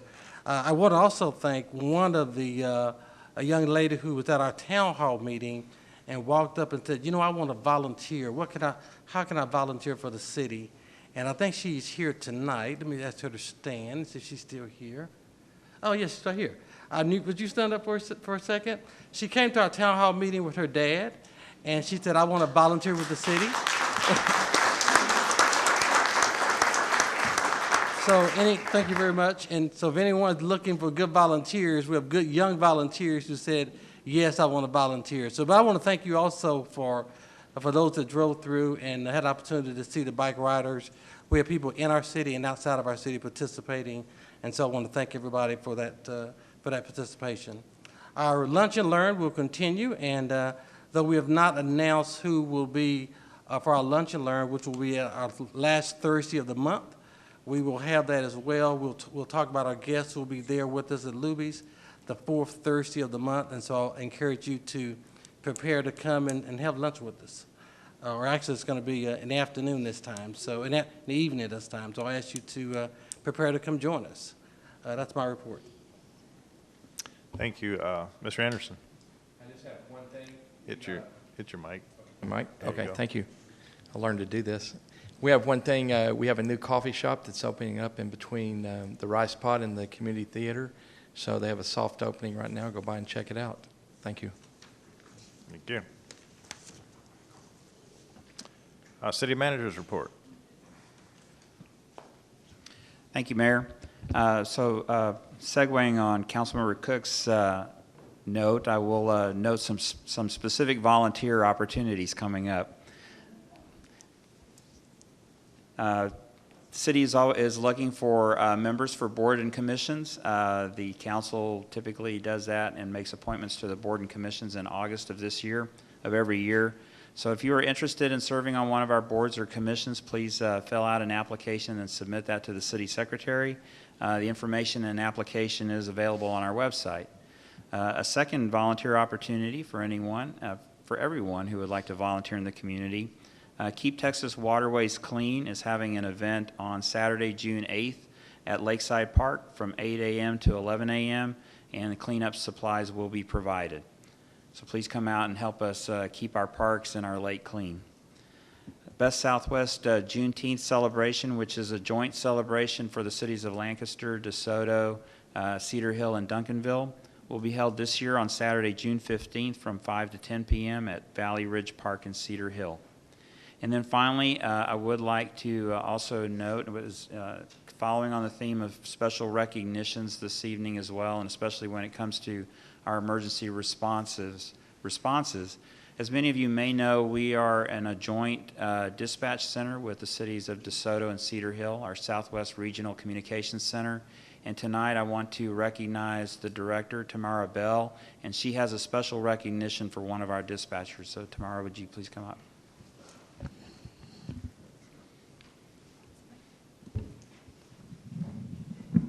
Good evening, Mayor, Council, City Manager. Like Mr. Hugman said, I am Tamara Bell, the Director of the Southwest Regional Communications Center, 911 for the cities of Cedar Hill, DeSoto, and Duncanville. And we are here to recognize Ms. Darian Hale. Darian Hale is one of our newest dispatchers. And just like Councilmember Jameson said, there's so much negativity going on in the world today. I just think this is the right place to make this public announcement for Darian Hill. This is a remarkable event that occurred, and we just want her to make sure that she knows that she is appreciated. What happened is there was a 911 call. Darian is freshly out of new training. She was signed off, and the next day she answered a 911 call. And in 911, as you know, we don't know what kind of call you're going to receive. It can be, trash, barking dog, shooting, robbery, EMS services. And so she was ready. She was ready to rock and roll. She answered the call. And in giving medical instructions, we have software that you can actually read from the computer, line by line, what to do next, what to ask next. And so what happened is the software froze on Darian. So this is a new call taker, fresh out of training, and the software froze. And so we have a backup. We have a flip chart where you can reach for cards. And so the supervisor at the time, she's not here tonight, she ran up to her really to help her find the page quickly so that she can continue to ask these questions because there was a choking patient. And with that, I'm gonna give the mic to Jennifer. Oh, Jennifer, who's the Assistant Director of 911, and she can. So if we could ask Ms. Rushing to come up, she was the caller, and her husband was choking on some Whataburger, and we're not gonna play the call, but Darian was able to go into some life-saving Heimlich maneuver instructions for Ms. Rushing to provide the Heimlich maneuver to her husband. Come on up here. And for that, we do have an award, a life-saving award for Darian for providing those life-saving Heimlich instructions, and we just have a little 911 swag for Ms. Rushing for calling 911 and not panicking, really. She followed Darian's instructions very calmly and helped her husband out of that situation. So again, thank you, Darian, for being so new and so calm, and thank you, Ms. Rushing, for being so calm.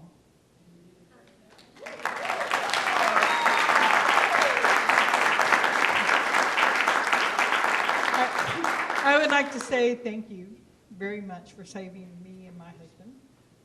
This probably won't be the last call to 911 because he has cancer of the throat and he has terrible scars and damage, so he's always choking on something. So it probably won't be the last one, but next time I'll know more what to do, and I appreciate that.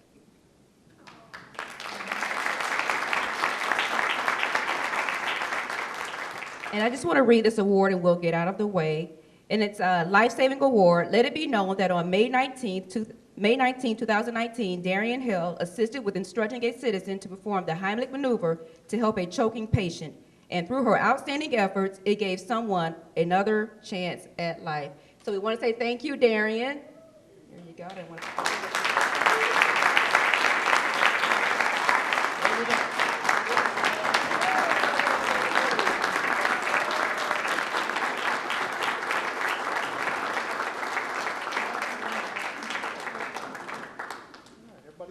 here, and I'm gonna take 2 pictures.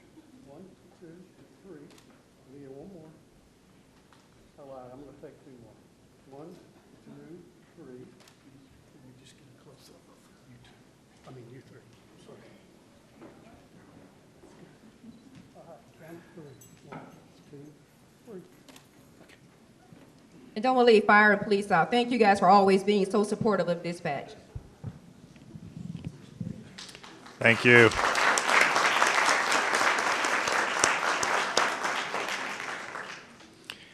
We as a city are blessed beyond measure with the excellence and the expertise of the individuals that give themselves for our community. We thank you very, very much. Our next item on the agenda is proclamations and presentations. The first one is a recognition of Keep Duncanville Beautiful Summer 2019 Curb Appeal Residential Properties. Mr. Hamilton.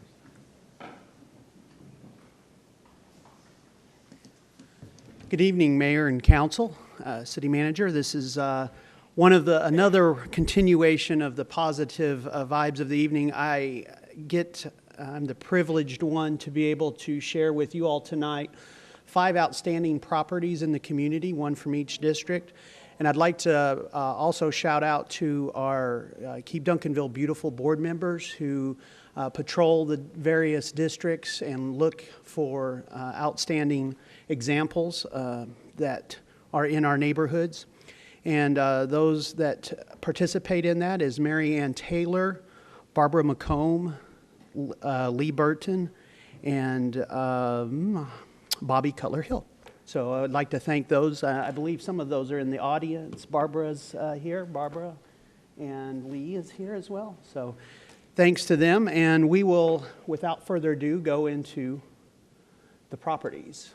District 1, we have Rhonda Tyson, 1415 Big Stone Gap Road. District 2 is Vicki Hogue at 218 South Horn Street. District 3 is John and Mary Jockin at 602 Truman Court. District 4 is H.L. Mathis, 302 Blue Ridge Drive. And in District 5, we have James and Maria Bowers at 327 Tenery Lane. If any of you all are here tonight, which I did invite, I send a letter inviting the residents who have been selected to come to the council meeting to receive recognition. If you're in the audience, if you would make your way down for recognition, we'll take a photo. If not, I did have the pleasure of having a couple of conversations, especially this last one in District 5, because I'm the first guy they see. Sometimes they see me taking a photo and they're like, "What are you doing taking a photo of our house?" I'm like, "Well, you're fixing to be you've been nominated and fixing to receive a letter that says thank you for what you do for our community."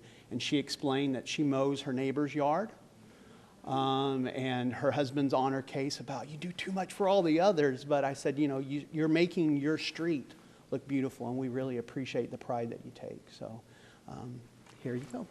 Thank you. Thank you.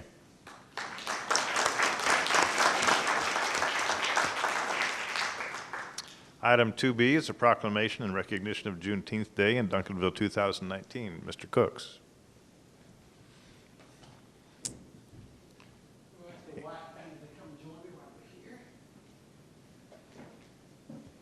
And I'm looking for a neighbor just like that other neighbor that'll cut someone's yard, so.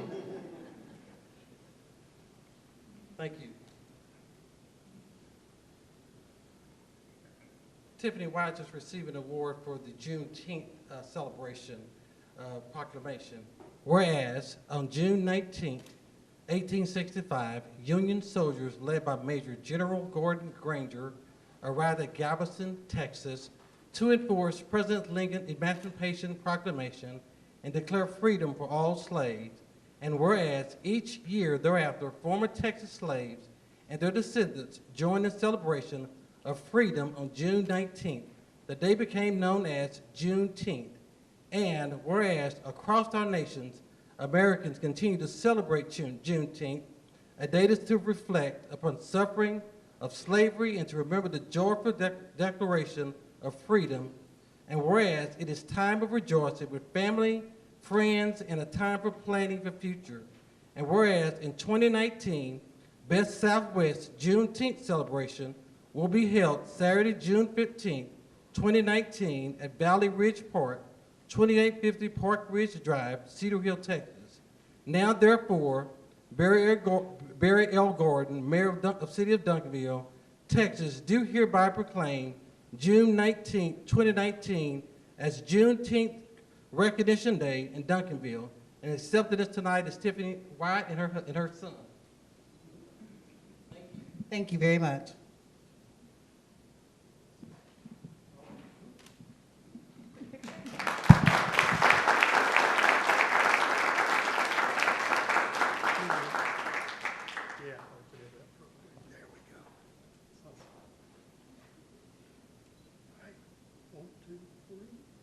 One more. 1, 2, 3. I want to add for everybody's information that Tiffany is the producer, director, publisher, creator of the State of the City video that was, she put me in that. But she did a wonderful job. She is, Tiffany does have a local production company right here in the city of Duncanville. And the State of the City video, if you haven't seen it, it is published on our Facebook site. It is a wonderful piece of professional videography. So if you ever have time to take a look at that, I'd really encourage you to do so. Thank you, Tiffany, and your son for being here tonight. Oh, and no professional actors were used.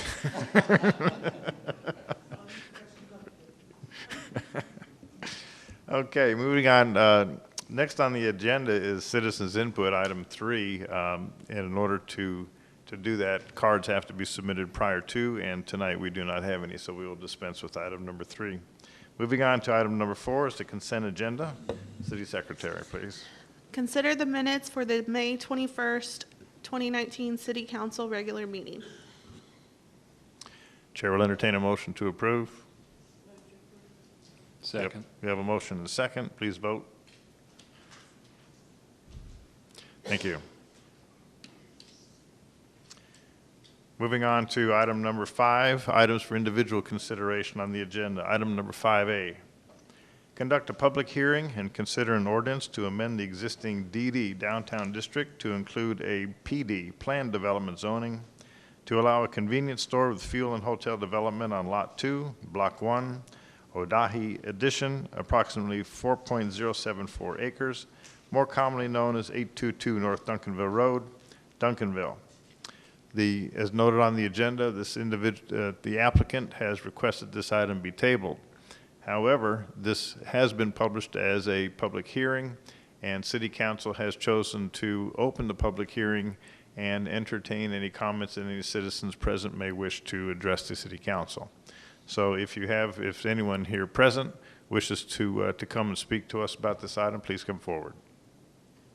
Mayor, can you just formally open the public hearing? Public hearing is formally opened at 7:39. Seeing none come forward, close the public hearing. Actually, Mayor, Or, if we can keep the oh, right. the recommendation in terms of tabling the item or continuing it to the next meeting is that a council member move to continue the public hearing and consideration of the ordinance in item 5A to the next council meeting, which will be June 18, 2019. I'll make that motion based upon what our city attorney has just stated. Second. We have a motion and we have a second. Please vote. Thank you. Item 5B is the election of Mayor Pro Tem. In the working session, we did go over the processes involved in the election. And just for information and education, well, I'm sorry. Let me back up to item 5A because I wanted to explain to our citizens the reason the applicant has requested this item to be tabled. When the application went through our Planning and Zoning Commission, there were some items not quite to the satisfaction of P&Z, and they require more detail. and the applicant has not been able to provide that detail to P&Z, and therefore, when it came to us today to get on the agenda, which is in accordance with our processes, that information not being available, it was only proper that it has to be tabled because we did not have enough information as a council to make a decision on it. That's just information to you as our citizens and why that was tabled. Okay, item 5B is election of Mayor Pro Tem. This is a process that does occur once a year, and the individuals, in order to be qualified to be Mayor Pro Tem, must have served on council for at least 1 year. And those, we have 3 individuals that are qualified for that, Councilmember McBurnett, Councilmember Cooks, and Councilmember Jameson. So the process to elect Mayor Pro Tem is now open.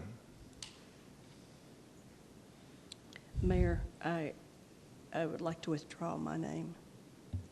Councilmember Jameson, for the record, has withdrawn her name as a possible candidate for Mayor Pro Tem. No, withdraw. Let them do it.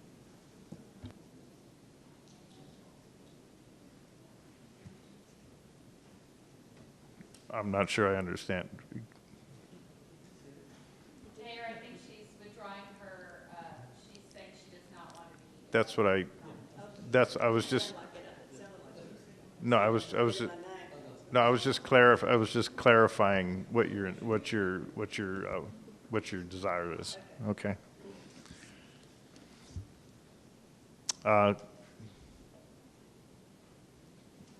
Councilmember Harvey. I nominate Don McBurnett.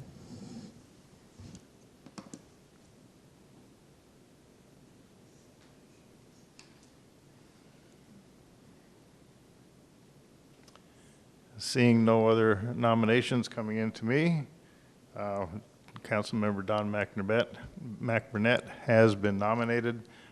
In terms of the process, no second to this nomination is necessary. Seeing no other nominations coming forward, please vote. Thank you. Unanimous election. Councilmember Don McBurnett is Mayor Pro Tem, City of Duncanville. Thank you. Moving on to item 5C. Appoint city council members to serve on the audit committee and discuss and consider private citizens' appointment to the audit committee, as well as designate a chairman for the committee. The audit committee is composed of 2 citizens and 3 city council members. Mr. Summerlin. Yes, thank you. The audit committee does have a very clear and important responsibility in that it's a liaison between city management. It has primary oversight over selection of the auditors and communication with the auditors to ensure that there's independence in the audit. And so that's their primary oversight.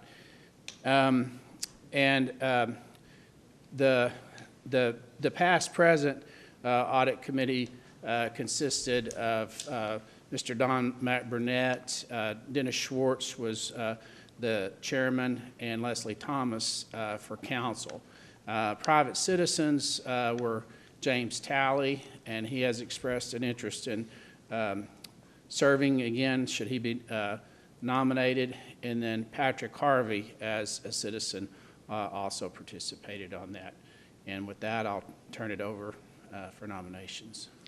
Nominations are open for, first we'll do citizens, and understanding Mr. Rutherford desires to be on the audit committee.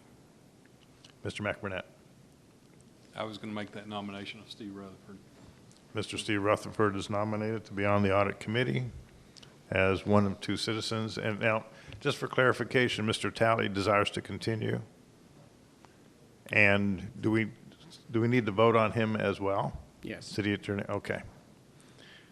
So just for my education, do we do the elections all 5 or as they are now available? There are 2 positions Well, actually, there can be nominations. The requirements are that at least 3 council members participate, and then up to 2 private citizens can also participate. So, So you can do it individually, it can all be done together, whichever's easiest for you all. Well, let's just, since we have the 2 citizens, let's do them individually now. So, Mr. Talley has been nominated. All in favor of Mr. Talley, please vote. Thank you. All in favor of Mr. Steve Rutherford, please vote. Thank you. Nominations for city council members are open. I'd like to nominate Patrick Harvey. All in favor of Mr. Patrick Harvey, please vote.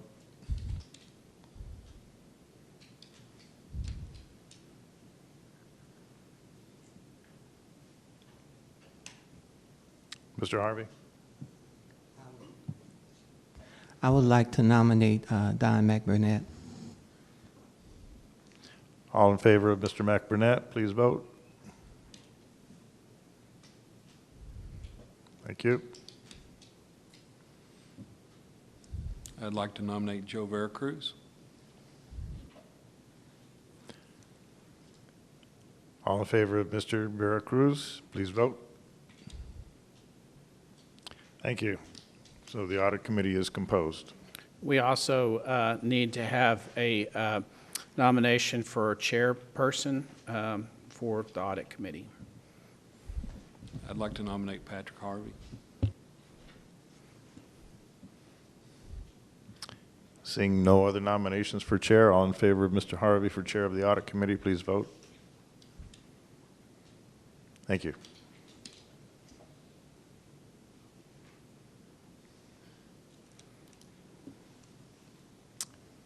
Item 5C is considered complete, correct? Yes. Okay, thank you. Moving on to item 6, staff and board reports. Receive the monthly financial report as of April 30th, 2019. Mr. Summerlin. Thank you, Mayor and Council. As we get into looking at the April report, my apologies that a couple lines were missing that had the totals on those for the Economic Development Corporation and for the Medical Insurance Fund. You've received a new fresh copy at your place this evening that has those full pages present. So getting into the report this is for the end of April. And so the benchmark would be 58% of revenues and expenditures, since this is the 7th month in the fiscal year. And so we want to look at the general fund, and our unreserved ending fund balance was at $15 million. That's 182 days of operations. And what we want to talk about there is that our property tax revenue, of course, consists of 3 revenue streams. The current property tax collections are at 98% of budget. That's not uncommon for this time of year because people incur penalties if they go past February. So you tend to collect those funds up front very quickly. And of course, to go along with that, you incur your expenses over time a little bit more methodically, so that you have the revenues ahead of your expenditures. The sales tax revenue, we're always 2 months behind because of remittance from the state of Texas, so there's only 5 months of revenue that's reflected in the sales tax report. And so that revenue is at 38% of the budget. And overall, the general fund expenditures are at 46.2, so a little below that 58%. So each of the series of graphs will be the same here. The purple line is the 2019 budget. assuming that everything is incurred evenly over time, straight line. And then the blue line is our previous 3-year average charted out, and then the red line is our actuals through the month of April. And so you can see that the general fund revenues, of course, spike up, and that's primarily due to the property tax, which you will see here on this slide as we laser that out. If we look at our sales tax, you can see that we're trending below the line. We expect that we're going to come in somewhere around 2% below our budget on sales tax because of the downturn in the economy. And as you know, a lot of our major sales tax payers are tied to the housing industry. And as that housing industry's cooled off, we've experienced this decline. If we look at our general fund expenditures, again, those are a comfortable margin below where we've budgeted. If we look at our utility funds summary, that unreserved fund balance is $7.2 million. It's 140 days of operations. And our utility and solid waste revenues, of course, they have a 1-month delay. So there's only 6 months of revenue that's reflected in the report. And then overall, the utility fund expenditures are at 53.8% of budget, so still a little bit below that target. Same concept here. We chart the revenues out.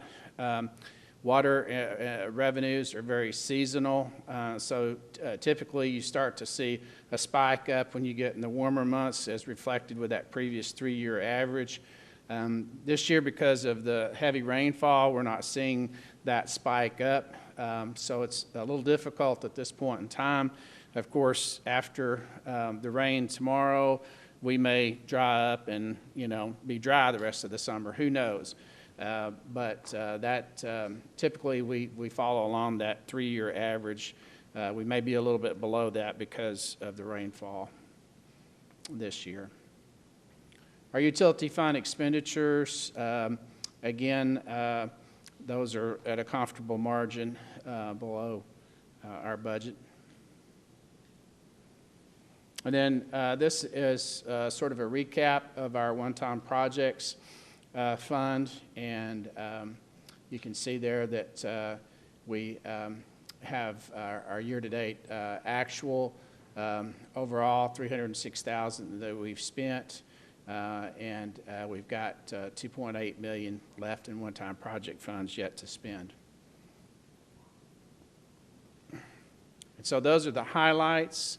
If there are any particular questions that I could answer at this time, I will entertain questions.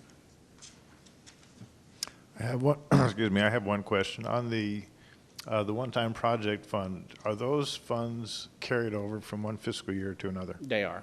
Yes. Okay. So there's no need to expend those in a particular fiscal year? There's no rush to necessarily expend those funds. That's correct. Thank you. Seeing no other questions, thank you.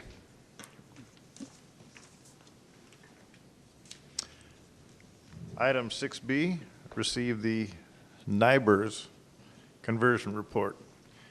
Chief of Police Brown. Yes, sir. Will also explain to us what NIBRS is.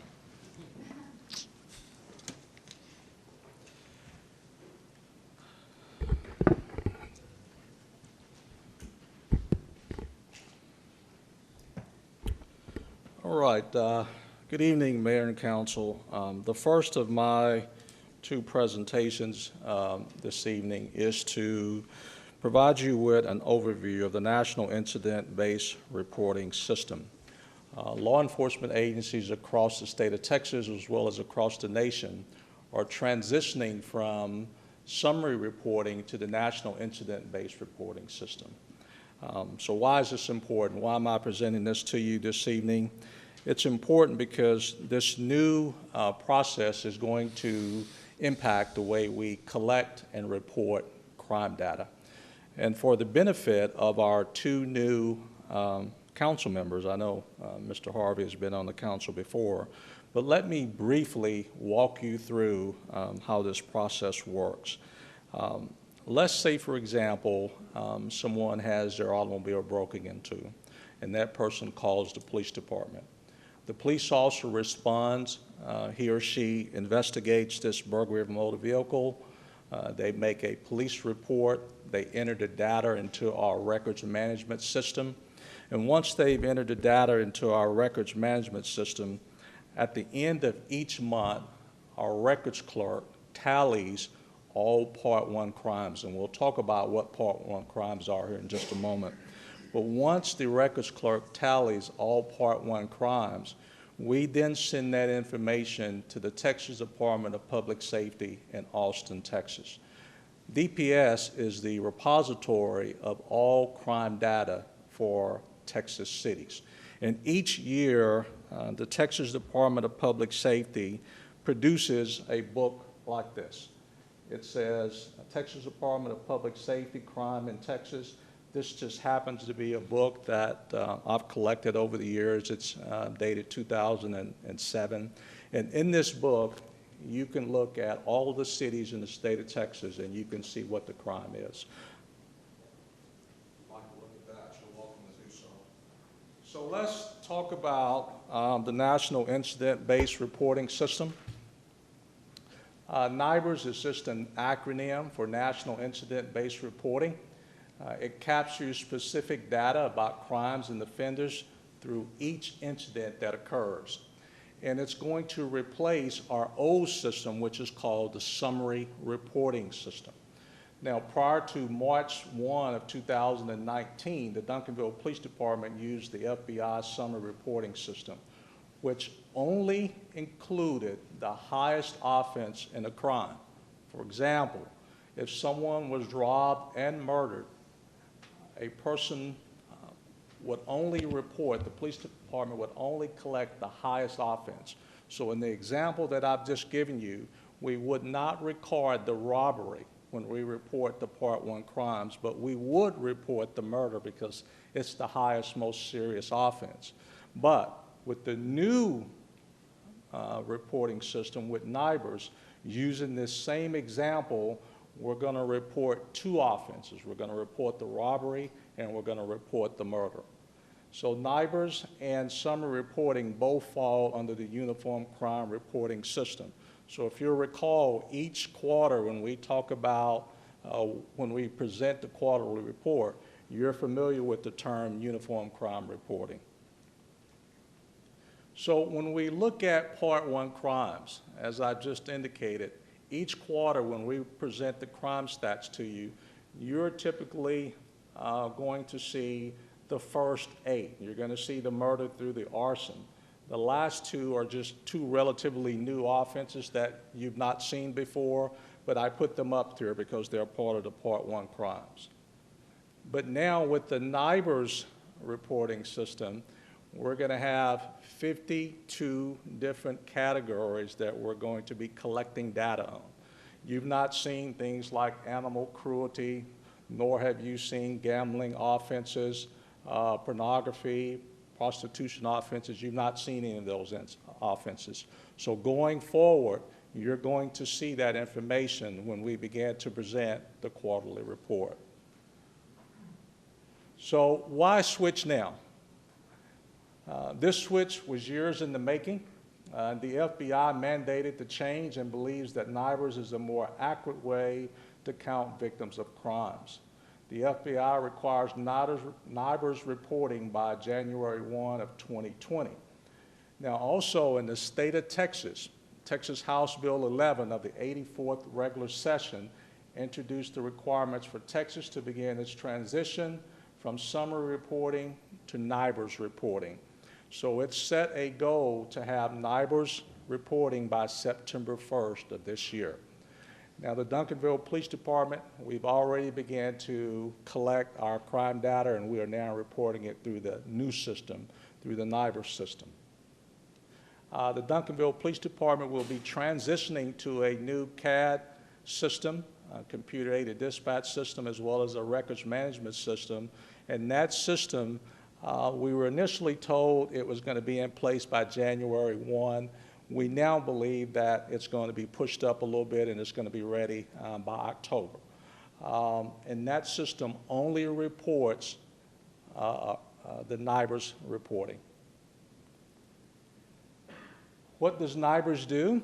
NIBRS captures specific data, and as you look at all of the bullet points there, you're going to see the data that we collect.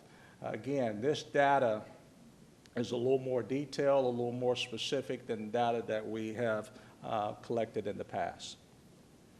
How will NIBRS affect crime stats? And this is really one of the main reasons we're presenting this information to you this evening, and we want our public to be aware of it, is summary reporting employed the hierarchy rule, which only counts the highest offense occurring within an incident and ignores all of the other. Again, that was an example that I just gave you all ago. The robbery and the murder, initially we were only capturing the murder.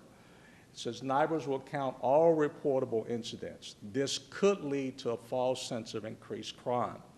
It says NIBRS captures more crimes than the associated statistics, and as I've just indicated back on the previous slide, there are 52 categories that we're collecting information now, as opposed to the original 8 that you're accustomed to seeing. What to expect? It says a possible minor increase in overall crime statistics. Most crimes occur as a single incident, and that's really important. I think it's important for our citizens to see that and our governing body to see that. Most crimes occur as a single incident. A minor increase will be observed when multiple crimes are committed by the same offenders, as each individual crime will be reported under NIBRS. The FBI did a data analysis in 2015, and basically what they did was they took NIBRS data and converted it into the old way of reporting, the summary reporting. And what they did was took the Part 1 crimes, and as you can see, there was a slight increase when the data was converted. For example, if you look at robbery, there was a slight increase of aggravated assault. There was also a slight increase, as well as burglary, theft, and unauthorized use of a motor vehicle. And then the total summary reporting offenses of all the Part 1 offenses that was converted, there was a 2.1% increase. Any questions about that? Yes, sir. First of all, thank you, Chief, for doing this. My question is,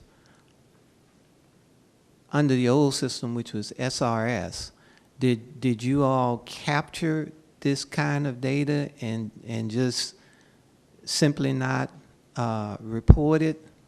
You did give the example of an individual committing, 2 major offenses at the same time. What I'm trying to wrap my mind around is in terms of the resources required to move from one system to another, does this require more effort on the part of your staff to convert this, or was this something that you all were pretty much doing already? That's a very good question, Mr. Harvey, and to answer that question is we are primarily doing that already. When an officer goes out and investigates an offense, you want to do a complete and thorough investigation and gather as much information as you possibly can. The main difference is the reporting. This is a reporting process. And in our software, we are able now to put that data into the software a lot better than we were previously. So, Chief, this is putting all of the cities now more of an even reporting zone where one is not reporting better than the other. Is it pretty balancing out across cities now? Will that show us, in other words, if one city was showing a better crime rate than the other, was it because of they didn't have to report all of their crimes? Well, the majority of the cities until recently were using the old system, the summer reporting. So they were capturing data just like we were. So I think when you have that data and you're comparing one city to the other, you're comparing apples to apples, if that answers your question. Yeah, okay. I'm sorry, I don't think we went over this. So transparency, one strategy to ease this perceived uptick in crime is that agencies can provide side-by-side comparison of the old data with the new data. It says the converted data may have softened in the appearance of increased crime while lending even more transparency. And then it says the additional NIBRs should allow our department to provide a high-level focus on hotspot areas that may have been masked by previously reporting the highest crimes committed under the old system. And then what we want to do is we want to ensure that we are educating our citizens about this new process. In the event there is an uptick in the crime that you will see in our reports, we don't want them to make the assumption that our crime is increasing in our city.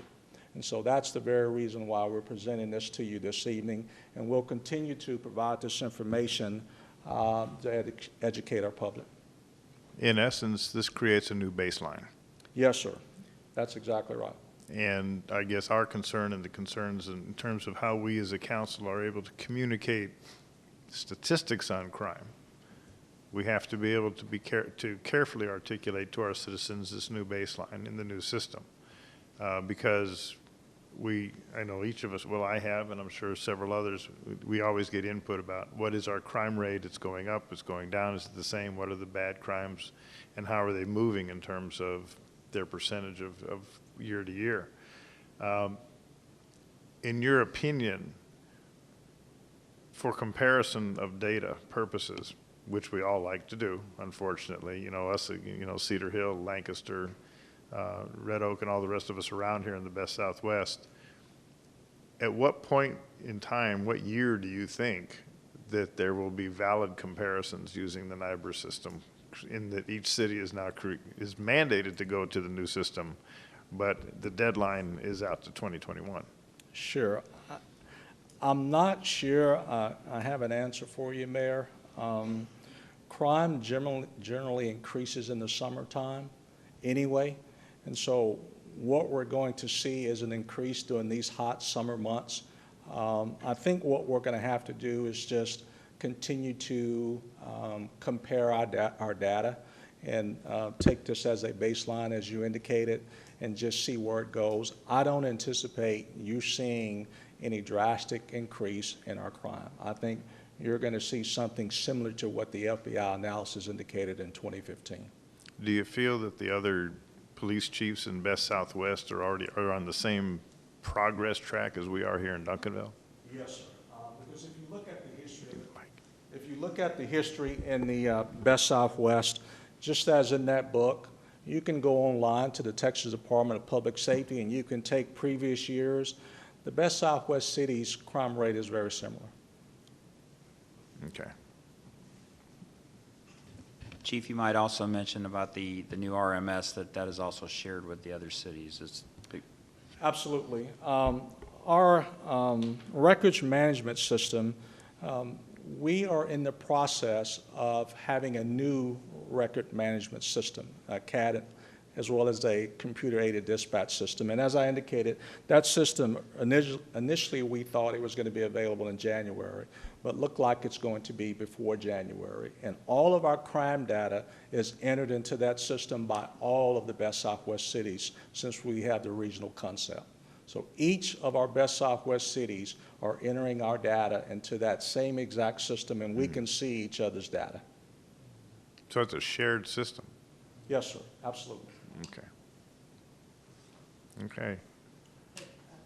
Chief, I guess I'm looking at the other positive side. I'm thinking that, especially for the larger cities, that it also could show a decrease because those cities that has 2 crimes, whereas it was counting one, where it was counting as 1, it's counting 2 now. It could also show as a decrease for us. Do you see us have we had in the past crimes where it was 2 and Duncanville counted it as 1? No, sir. As I indicated, when we collect data, most crimes or incidents are going to be 1 crime. Very rarely are you going to see one particular incident with multiple crimes occurring in that one episode. Okay. All right. Okay. Thank you. I guess you want to move on to the IACP report.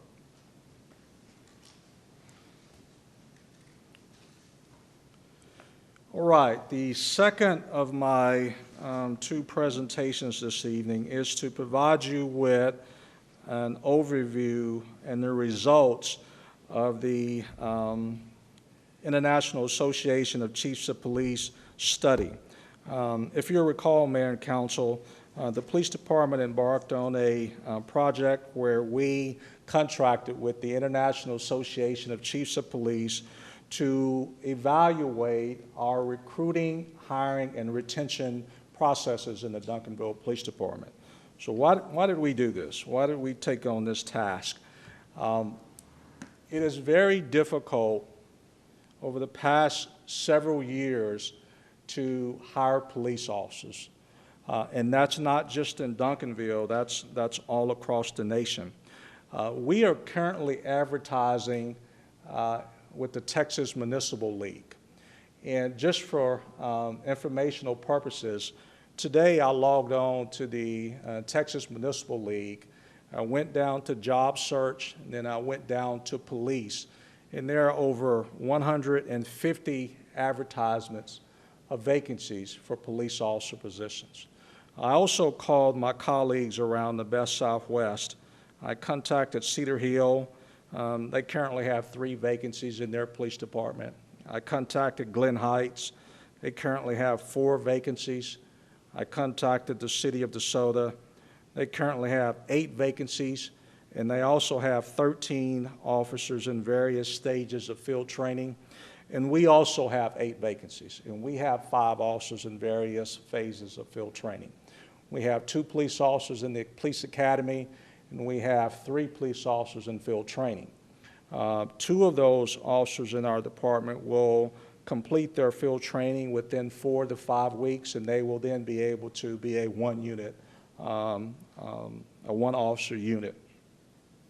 And so because of all of these reasons that you see under the first bullet point under law enforcement, these are the various reasons why it's so difficult to hire police officers in today's time. We all know that the economy has been very good here recently. Unemployment rate is at a historic low. You know, there's sometimes the unrealistic view of law enforcement based on some of the TV programs, crime programs. And then the fourth bullet point, this is really one of the main reasons, is the use of force that police officers are using today. Young potential applicants are concerned that if they use force, are they going to be indicted and charged with a crime? They're really concerned about that. And then, of course, you've got the millennial workforce who is nomadic. And one of my challenges over my tenure with the Duncanville Police Department is remaining fully staffed. Over 200 years of experience has been lost recently. And a lot of that experience has been to retirements. We have had some officers that have gone to other agencies, and we've also had some officers that left for the private sector. So how can we do better? I think the largest room in any house is the room for improvement. And so I spoke with my boss, Mr. Hugman, about contacting someone that can come in and evaluate the hiring process of the Duncanville Police Department. This is something that I initiated. Regardless of what the results were, I wanted to know how we could get better. And so I contacted the International Association of Chiefs of Police, the International City County Management Association, and the Texas Police Chiefs Association. And essentially what I asked is, can you come in and evaluate our recruitment, hiring, and retention processes? And based on the IACP's experience and the cost, we chose to go with the IACP. And they evaluated a lot of our data. They evaluated our policies, the demographics of the police department. They looked at our budget. They looked at our organizational chart, the crime in Duncanville, how many arrests we've made, They rode out with some of our officers. They evaluated our mission statement, and they even looked at performance evaluations. And we had on-site interviews with members of our police department, and we also had climate surveys that was a part of the evaluation. And it took quite some time to get this report completed, but in January of 2019, we got the draft copy of the report. And from that draft copy, we were able to review it. There were some minor things that needed to be changed. Those things were changed, and then we got the final copy. And so here are the results. There were 11 recommendations for our police department. The first recommendation was to increase awareness throughout the police department of our mission statement. So let's talk about that just for a moment here, real briefly. The IACP told us that our mission statement was well written. The issue they felt was whether or not the mission statement has permeated throughout the entire force as well as the community, and that has everyone bought into the mission statement. The goal is to ensure that the Duncanville Police Department employees understand and buy into the mission statement. And so there were some recommendations about this first one. One of the things they wanted us to do was to include our mission statement on our home page of our website. And in our staff meetings, the agenda paperwork, they wanted the mission statement to be at the bottom as a footer. They wanted the mission statement to be included in our performance evaluations, our Facebook page, and posted more inside the police department. So essentially, they wanted our officers to become very familiar with the mission statement and see it more often. And if you'll recall, in your annual report that I provided you, the mission statement is now included in our annual report for the community to see and for everyone to see. So we are in the process of including the mission statement in more places.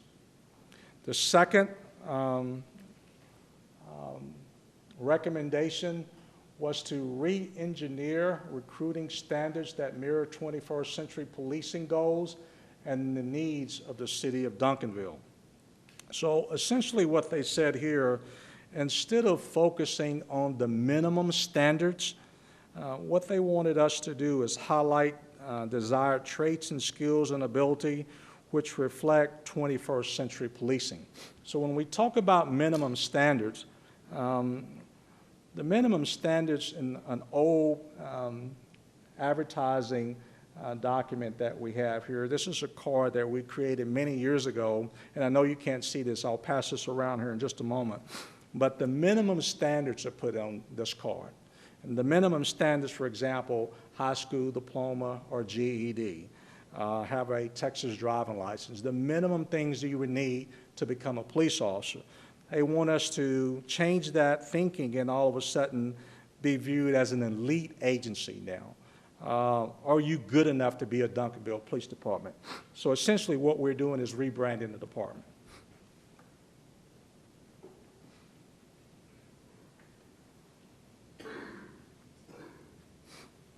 Recommendation number 3 is brand the police department as a modern 21st century policing agency.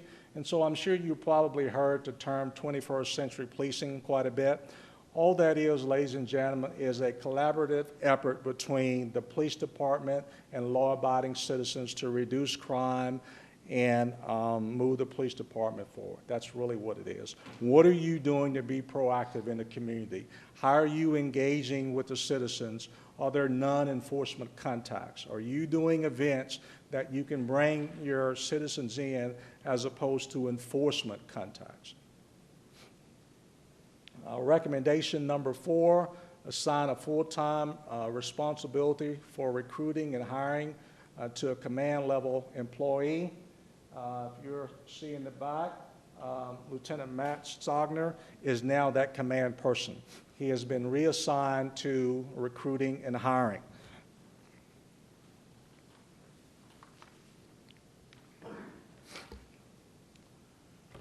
Recommendation number 5, create recruiting and hiring strategic plan to include diversity.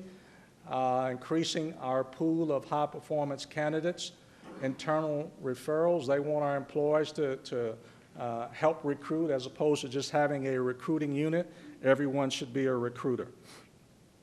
And maximize coordination between our city HR department and the police department. In other words, what are we doing? How are we working together with our HR department? Who's doing the advertising? Who's doing the job offers? Who's doing the background? Make sure that we have all of these steps lined up so everyone knows what the other is doing. Recommendation number 6, ensure consistency within the field training of new recruits. And one of the things that they indicated during this process, they noticed that a lot of our field training officers are young officers. Well, if you recall just a moment ago, I told you we lost a lot of experience in the police department. So we really don't have any other choice but to use young officers to do our field training. What they wanted us to ensure was that as a rookie goes through their various stages of training, they wanted us to ensure that the field training officers are being consistent in how they are rating recruits during those individual phases of training. Let's see, recommendation number 7, it says craft career development plans to strengthen patrol as the backbone of the police department. One of the issues here, and I say issues, it's many police officers strive to get out of patrol, and there's nothing wrong with that. We see that as an advancement, if you will, to be a detective, to be a motor officer. In the Duncanville Police Department, we strive to have areas where officers can go to. But what the IACP wanted us to do is ensure that our officers understand that patrol is the backbone of the agency. Without patrol officers responding to calls for service, there is no police department. And so what they wanted us to do was ensure that we are looking at and evaluating the men and women in patrol and ensuring that we are providing them with all of the training opportunities so that they can advance their careers. When a police officer graduates from the police academy, he or she has a basic certificate. And then you're able to get an immediate certificate, an advanced certificate, and a master's certificate. So essentially what we have done is we have gone back and we have learned what each officer has. And so we will be doing a spreadsheet so we can help each one of those individual officers advance through those various certifications. Recommendation number 8, enhance communication and accessibility of the command staff to the rest of the department. What the IACP is saying here is that they want to see communication increase from top to bottom and bottom to top.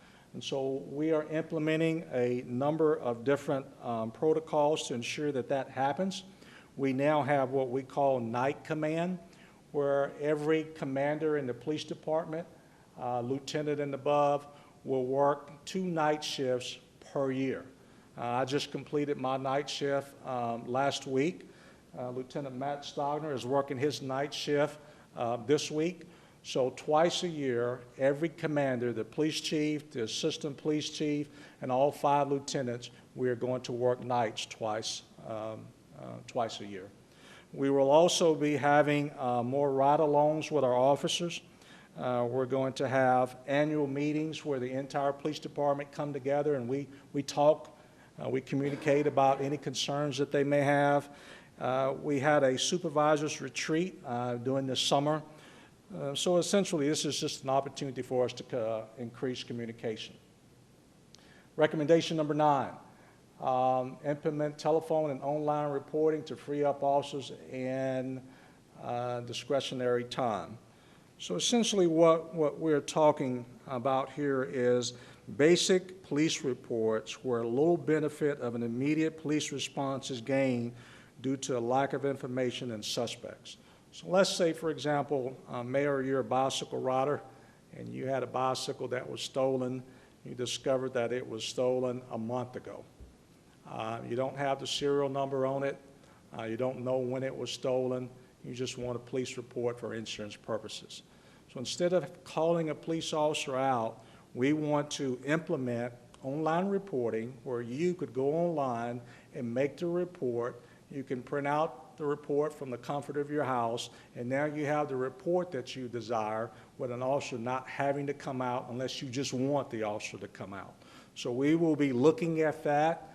Actually, we're already looking at that. We can't implement that until our new CAD and RRS system is in place because it has to speak to one another.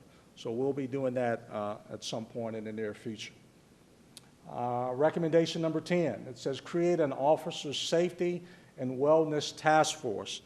And so the reason for this particular recommendation is to help employee retention. We talk about a lot of different things. That task force has been implemented now. They're going to be looking at things like financial wellness, injury prevention, physical fitness of our officers, proper nutrition, sleep deprivation, stress, substance abuse, traffic safety, suicide, work-life balance. There's a number of things that this task force is going to look at and bring back to police administration to see what can we implement in the Duncanville Police Department to help our officers be safer, healthier, and stay with us longer. It's really sad to say that suicide is very high in law enforcement. And so if we can address issues that an officer may have, that's a good thing. And then last but not least, conduct regular community meetings. More HOA meetings, neighborhood meetings. We've indicated that we were already part of town hall meetings. We have something that's called Coffee with a Cop. We have something that's called Ask the Cop, where we go to some of our major grocery stores and we have a booth there for officers to just greet customers when they come in. And if they have a question, law enforcement related question, we try our best to answer that question. So we believe that all of these recommendations can be done in a 3-year strategic plan. It's a very aggressive plan, but I think we're going to get it done. And these are the 4 sections that we have put the recommendations in. Organizational modifications. I've just told you that Lieutenant Stogner has been assigned to this section. That was completed last year. He's done a very good job in increasing our social media footprint, and our personnel and training unit has implemented a new physical agility assessment. We believe that this is going to help us attract more female candidates to our department. The old physical agility was very difficult, and it weeded out a lot of our female applicants. And so we believe that this new process is going to work very well for us. Create an officer safety and wellness task force. That task force was created in April of this year. We've just started, but again, it's designed to improve retention, officer burnout, and overall wellness. Recruiting modifications. These are all the things that we're going to be doing to recruit better. We're going to be doing our best to attract high-quality candidates, diversity. When we bring the candidates in, we're going to assign them to a mentor to help them be successful. Lieutenant Stogner has done a very good job of creating a video series.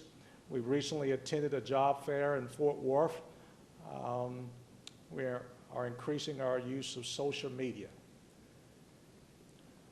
Hiring modifications. Again, this is just a collaboration between our HR department and the police department. And then we want to generate a hiring checklist so we can just monitor the candidates throughout the entire process to know what they're doing. Does that include your college recruitment or even talking to the high school senior requirement as well? Yes, sir. It includes all of it. It includes job fairs as well as college campuses. All right, thanks. Retention modifications align and reward employee behavior to existing well-written 21st century policing mission statement. And then if you look at the third bullet, training and coaching to focus on the number of intermediate, advanced, and master peace officer certifications, that's the list that I told you about. We're going to be looking to increase everyone's certification with our Texas Commission on Law Enforcement. And then the last bulletin, this is about communication from top to bottom to top. And these are just some of the other retention modifications that we talked about. The online reporting, 21st century policing, and then increase officer and command attendance at community organizations throughout our city. So what do we hope to achieve? What do we hope to get out of this study from the IACP? We want to increase the pool of high caliber police applicants. We want to increase diversity of our candidates, decrease the number of days to make an offer to a qualified candidate, reduce turnover in our department, increase professional performance, communication, and service to our citizens, decrease the response time, and increase morale by officers focusing on the higher priority calls for service, and increase community partnerships and reduce crime. Again, it's a very aggressive plan, but I think it's important, and we will be working very hard to get it accomplished. Excuse me, Chief. Answer any questions you have. Yeah, here comes one right now. The results expected, so you will be able to measure those from year to year. You have you have a benchmark, and then periodically you'll be able to measure all of those elements that you have listed there, and that's how you'll be able to gauge your progress? Again, that's a very good question, Mr. Harvey, and I failed to mention this. We have created a tracking device, or a document, if you will, where we have listed all of the recommendations, who it's assigned to, expected dates, etc. So that tracking device will help us monitor all of the recommendations as we go forward. Okay, and the other thing is just maybe as a suggestion, maybe you're all already doing this, but when you have like formal group meetings of the officers, maybe if you could someone could take a moment or two to kind of read the mission statement, and so that, you know, that will reinforce to the officers, you know, the importance of the mission and that sort of thing, give them more opportunity to buy in. I've been in organizations where they've done that. Thank you, sir. Any other questions? I don't have any. I'm sorry. I don't have any questions. I just want to commend that report. I think that was an excellent recommendation that was given to you, and hats off to you for even reaching out and asking for additional recommendations. I think that was a great list. Thank you, sir.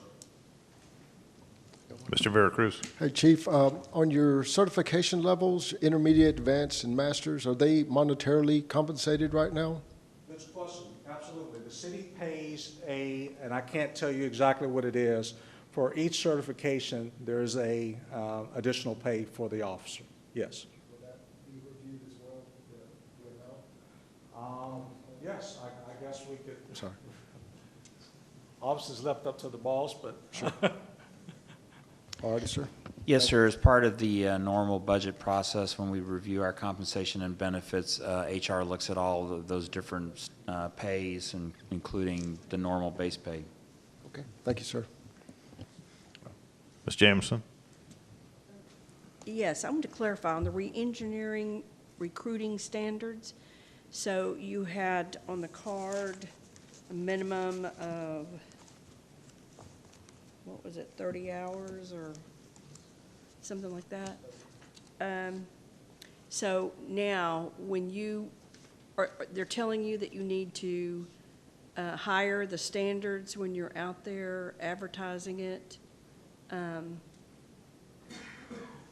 Because essentially, the minimum standards obviously can't change. Those are the minimum requirements it's going to take to be a law enforcement officer.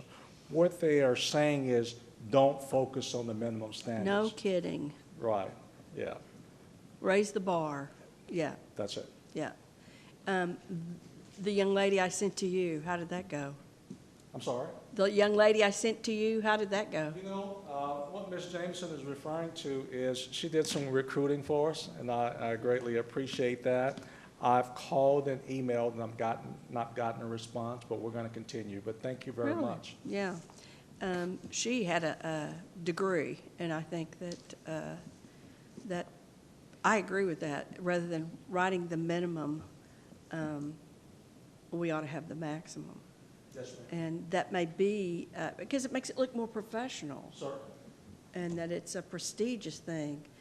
And I would also push benefits and values of like retirement and the benefits that you get, because they still are interested, the new generation, in knowing what do I get? What do I get out of it?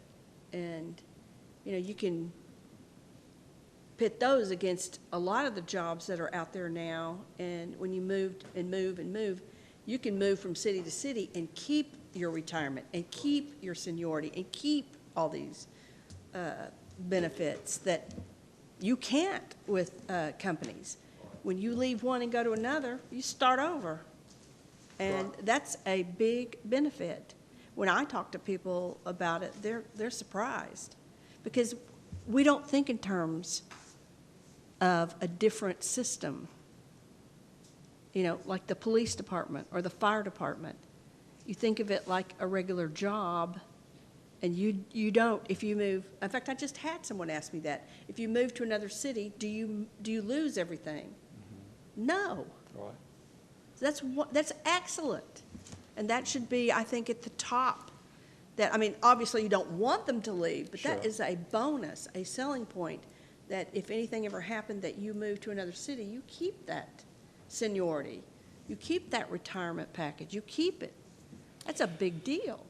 Well, we're certainly going to do everything we can to change this and add that information to our recruiting. But I agree with you. You're absolutely right. It's a good career, and it should be presented that way. I know a lot of the negative things that we see on the news have hurt it, but it's a good career, admirable, and it should be, I think, held higher than minimum.